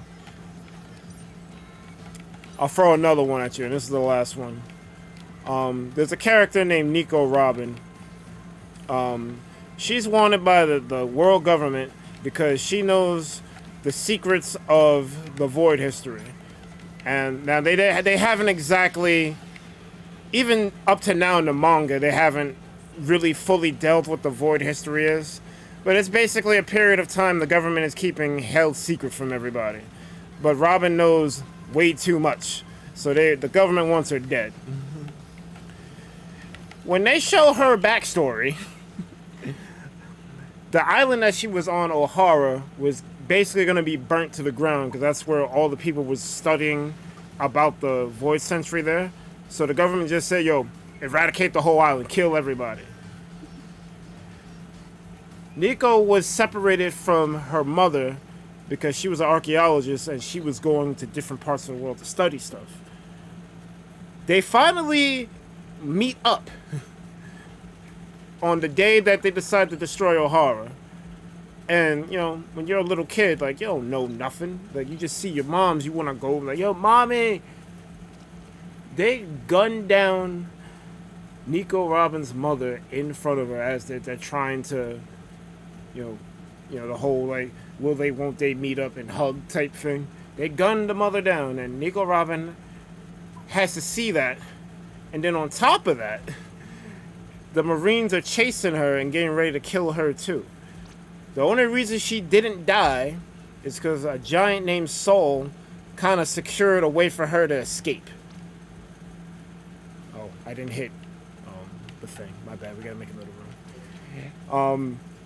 He secured a way for her to escape, but he got frozen solid in the process because one of the Marines has an ice power. His name's Akiji, and he froze Saul, but he bought enough time for Nico Robin to get on a boat and run away. So now Nico Robin is just running away from the government because she knows too much about the Void Century and she can't really trust nobody. Here comes Luffy. Luffy fought a guy named Sir Crocodile, which was a real big scumbag, but Nico Robin was working for him. But she didn't trust him, so she double-crossed him, and Crocodile almost killed her. She was like mortally wounded in the arena where Crocodile and Luffy were fighting. Robin says, just like let me die here. There's nothing that I can do. Like this was like my biggest lead to figure out the rest of the Void Century. Because while she was on the run, she was still doing the research for it. And she ended up, I'm skipping a lot of stuff. But they went to a country named Arabasta, which Crocodile was, he was basically acting like a hero, but he was really a villain. Like, he would pretend to get rid of pirates that were going to the country, and, like, they lauded him as a hero. It was kind of like what Mysterio did in the Spider-Man movie. I think, No Way Home. Or whatever the second one was. I can't remember if it was No Way Home or Far From Home. I want to say No Way Home. But I could be wrong. But it's something like that. Fake hero. And, like, people are, Sir Crocodile, he's the greatest. He's a scumbag. Luffy ends up beating him. Nico Robin is like, dying. And the area where Luffy and Crocodile were fighting is collapsing. Luffy grabs her and puts her on his back, and he's getting ready to leave the area. And Looks she was like you made a new friend, Luffy. She was like, "Yo, don't grab me. Leave me here. I want to die." I'm like, I don't gotta listen to you. And takes her out of the thing. And then she ends up being on the Straw Hat ship and asking Luffy, "Yo, can I join your crew? I don't have nowhere else to go. You have to you have to let me join since you saved my life when I wanted to die. And he was like, you know what? You're right. You could join. She was just on the enemy side, but she wasn't really an enemy. So the crew was like, kind of like, I don't know about this one, Luffy. And he's like, it's fine. Because, oh yeah, I left out another detail. She actually saved his life because Crocodile was fighting with poison, but she had the antidote, so she gave it to him. I don't even think she knew. I don't even think Luffy knew that she gave him the antidote. I think he just saved her because he didn't care. Like, he was like, bro, this whole thing's collapsing. I'm not going to leave you here. That'll weigh on my conscience. He didn't say that, but that's what I gather from it. It's like, I'm not going to leave you here to die. And that's how Luffy's been. Like, he's just a good fucking...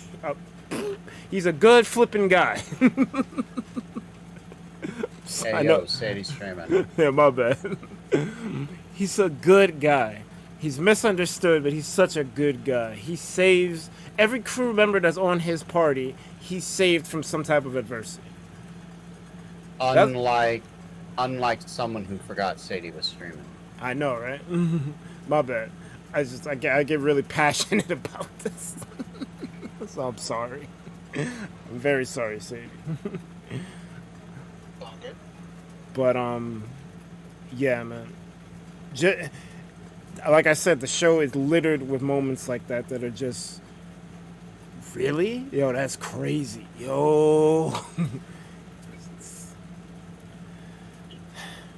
Yeah, Zemus. Yeah, it's safe to return now. He's done. Oh wait, I was spoiling you? You were spoiling him. Oh, my bad.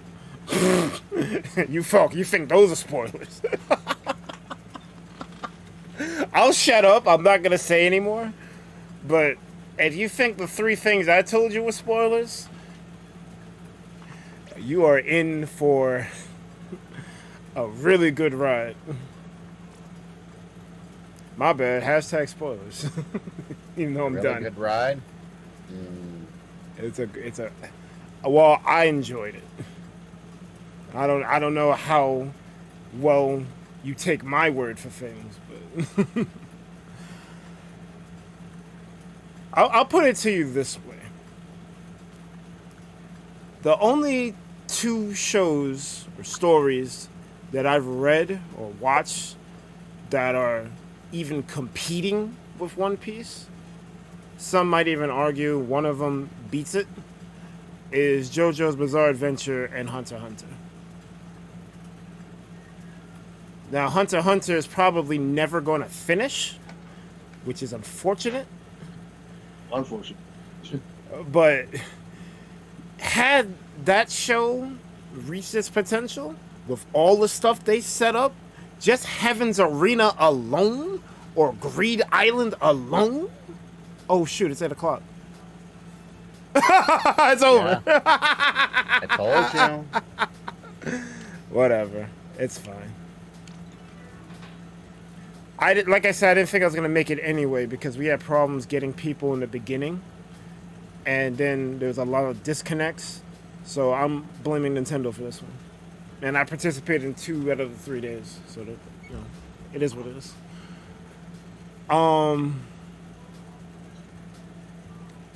But yeah.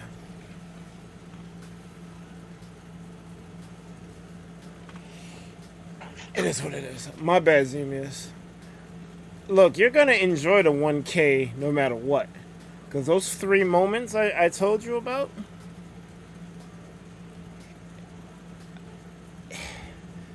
they're nothing. They're nothing. Wait till you get to Wano. Wait till you get to Egghead. What's an egghead? Did I know about this? Well, wait till you get to Dressrosa. Even though some people don't like Dressrosa because they think it went on too long, but there's a tearjerker in Dressrosa that's really crazy. I'm not gonna say what it is. Like I said, I'm done spoiling. but what I said was nothing. It was droplets. Droplets. I think I stopped at the Robin recovery arc. One of my spoilers was bad. I hope you didn't hear it. If you're there, one of those was really bad. My bad. Did I scare everyone away? We did have a lot of people. We had like 6 people in here at one point. But I guess since the Splatfest is over, it's whatever. My bad, Zemius. But you will, you even though I spoiled those things for you, you're more than fine. Because I didn't scratch the surface. I had to talk about the Laboon one because that was one of the greatest plot twists I've seen. I think the only, off the top of my head, because there's probably another one that I can't think of, but like the Full Metal Alchemist plot twist with Hohenheim and the transmutation circle across Armistice, that threw me. I was like, nah. I was reading the manga at that point. I didn't even, this was pre-Brotherhood. I read it in the manga. I had to stop what I was doing when I saw it. I was like, oh, nah. This is what they did? The Laboon thing gave me those same chills. Because that was set up. That, like, the end of East Blue all the way up to Thriller Bark. You don't know what Thriller Bark is yet, but man, Thriller Bark was another good. Like if you're at Water 7 right now. You said Robin Retrieval arc. You're at Water 7 Enia's Lobby. That's probably, if not the best, definitely top 3 arcs in the story for what they do. So you need to get back on that and you need to finish that. If you're that far, you're invested. Because most people don't make it out of East Blue. The fact that you're there and you still want to watch it, keep watching. It's great. Like a short chat. I was sold when I first watched the Crocodile arc. Bro, I was sold. I think I was sold when he recruited Zoro. Keep it a whole buck. Because, like, I see the kind of person that Luffy is. He's very selfless. He's kind of like, I don't even want to say he's stupid. I think he's, like, purposefully, what's the word? Oblivious. He don't care about nothing but what his dream is and the adventure to get there. He has emotional intelligence. He sees when someone is suffering through something. But I don't know, bro. He's just such a good person. Cuz he could have not rescued Zoro. He could have not rescued Nami. He could have not rescued Usopp. Well, he didn't really rescue Usopp. He helped Usopp. He couldn't. He didn't have to help Sanji. He could have heard what Zeph said and was like, you know what, I'm good. He wants to stay here. He can stay here. I'm not gonna force him. So it's like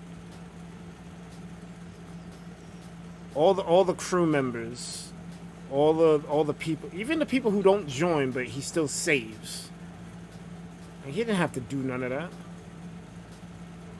but he cares about people. Like, he doesn't want his friends to go through trauma because he's been through trauma himself. That's gonna be a spoiler, so I'm not gonna get into that. But you know,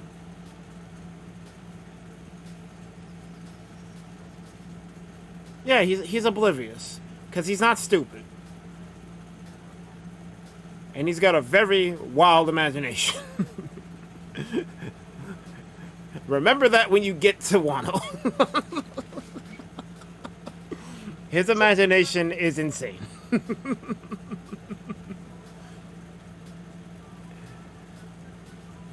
Snow says Confucius would call him the true gentleman, the one who does good without ever needing to consider good versus bad. I would definitely consider Luffy a true gentleman. Like, you might even be able to call him a feminist. Cause he shot the fair one with women and men. He don't care. These hands are rated E for everybody.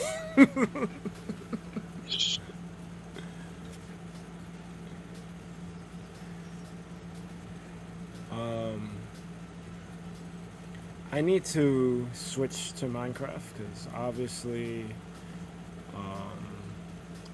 there's no need to continue playing Splatoon because the Splatfest is over, and I didn't even scrub my shirt, but no, it is what it is. I'll be back. All right. Thank you, Little Ball of Fire, Mr. Coconut, Tom Leo, and Twisted J for the raid. I'm trying to think, should I live redirect into Minecraft or raid somebody and then like just start the Minecraft stream? I'm trying to figure that one out. Cause I have a Minecraft stream set up, but I don't know, like I don't want to send y'all away to someone when I'm gonna be streaming again myself. Jay, what do you think? Should I raid somebody or should I just redirect into the Minecraft? Can you hear me? I hear you, yes. Can you hear me? I don't know. My Discord's acting a little weird. I don't even see my avatar up. But anyway, I really think you should just like redirect to Minecraft. Alright. Unless you care about like a title change. I mean, that's up to you. Well, no, I made the stream already. Okay. So okay. It's just a matter of what do I do? Do I go on a raid or do I just hit the thing? This only works for YouTube though. So Zemius, unfortunately for you on Twitch, it's weird because I use Restream, right, to go to different platforms, but usually when I end, I end and I raid someone and that's it. But this is a weird case where I'm kind of raiding myself because I'm sending you to another ThunderPals stream. So I'm not sure how I want to do it. I mean, when I hit. Oh, go ahead. Yeah. No, I'm saying like, if you just redirect, I mean, like, audience is should be there for your next stream. Oh yeah, that's the thing. When I hit end stream, it's just gonna send the YouTube people to the next stream. But yeah, I have to fix restream anyway. Like I have to change where it's pointing to. For the other 4 platforms, so it really doesn't matter. It's just okay. Is it going to cause issues with redirecting or no? No. Okay. So yeah. All right. So I will do that. I will still do a proper roll credits though. Yeah. I guess. I mean, since Splatoon ended. Oh, it ended already. It ended 11 minutes ago. Yeah. Unless you just want to like combine like with the end credits, you can just combine. Okay, thank you for watching like the Splatfest and the Minecraft or Spinalcraft. So that just. Well, the game is Minecraft. The server is Spinalcraft. Okay. Although I heard with some new terms and conditions Microsoft is adding to Minecraft. You can't have Minecraft in your the first thing in your videos, which it doesn't make sense to me. I'm guessing someone tried to impersonate owning Minecraft, so Microsoft was like, nope, we're shutting that down. Everybody's gonna have everybody can't use Minecraft in their opening. I'm just like, bro. Companies gonna be companies. Companies are gonna be companies. Yeah, shit. But that was a stream. Thank you guys so much for watching while the live on the recap. You've been chilling with the ThunderPals. We should have liked, comment, and subscribe to the ThunderPals YouTube channel for more Splatoon 3 and other things gaming. If you wish to be notified whenever we post or go live, smash that bell, smash the social medias, join the Discord. Big up all the names on screen right now, because without them we wouldn't be here. As well as all you other Thunderheads, whether you've been here for minute 1 or minute now. Your continued support is deeply appreciated. Programming note, I will be ending, and the people who are on, because I think people in Light Gazers chat can still hear me. They can. I will literally be right back with Minecraft. I probably I'm gonna grab my dinner and eat on stream, but I will be on Minecraft because my Japanese home ain't gonna build itself. And tomorrow will be a Street Fighter stream. Wednesday will be a Street Fighter stream, Street Fighter 6. Friday, I'm not sure yet. There's no event, so Friday might just be some type of Mario medley or maybe a Maker stream, because I still need to play Ray's remade level. I just haven't gotten around to doing it.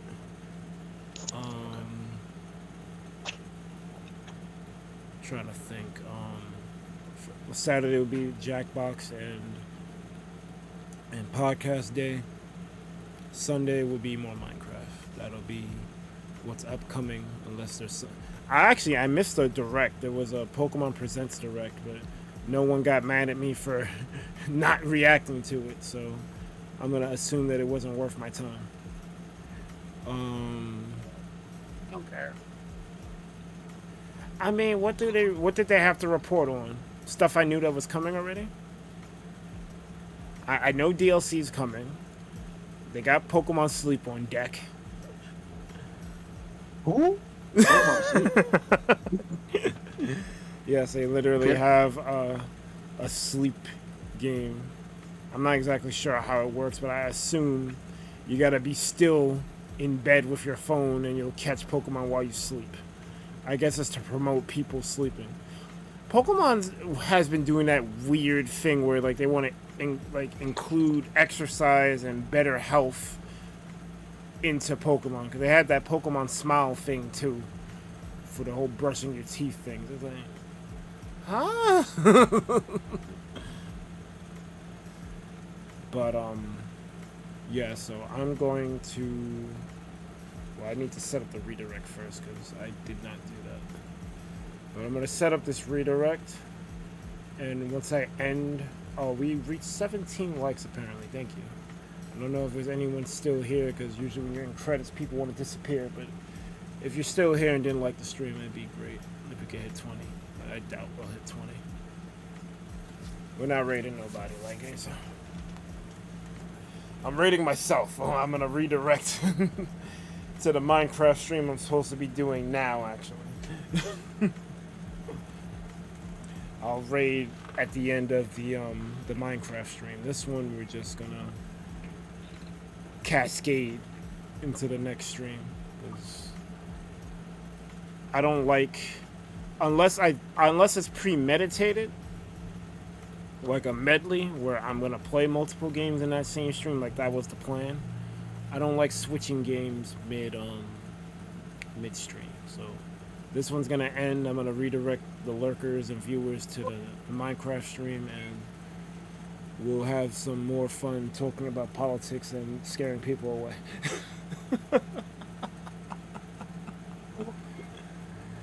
All right. But most importantly, you guys have a good one. ThunderPals out. I'll see you soon.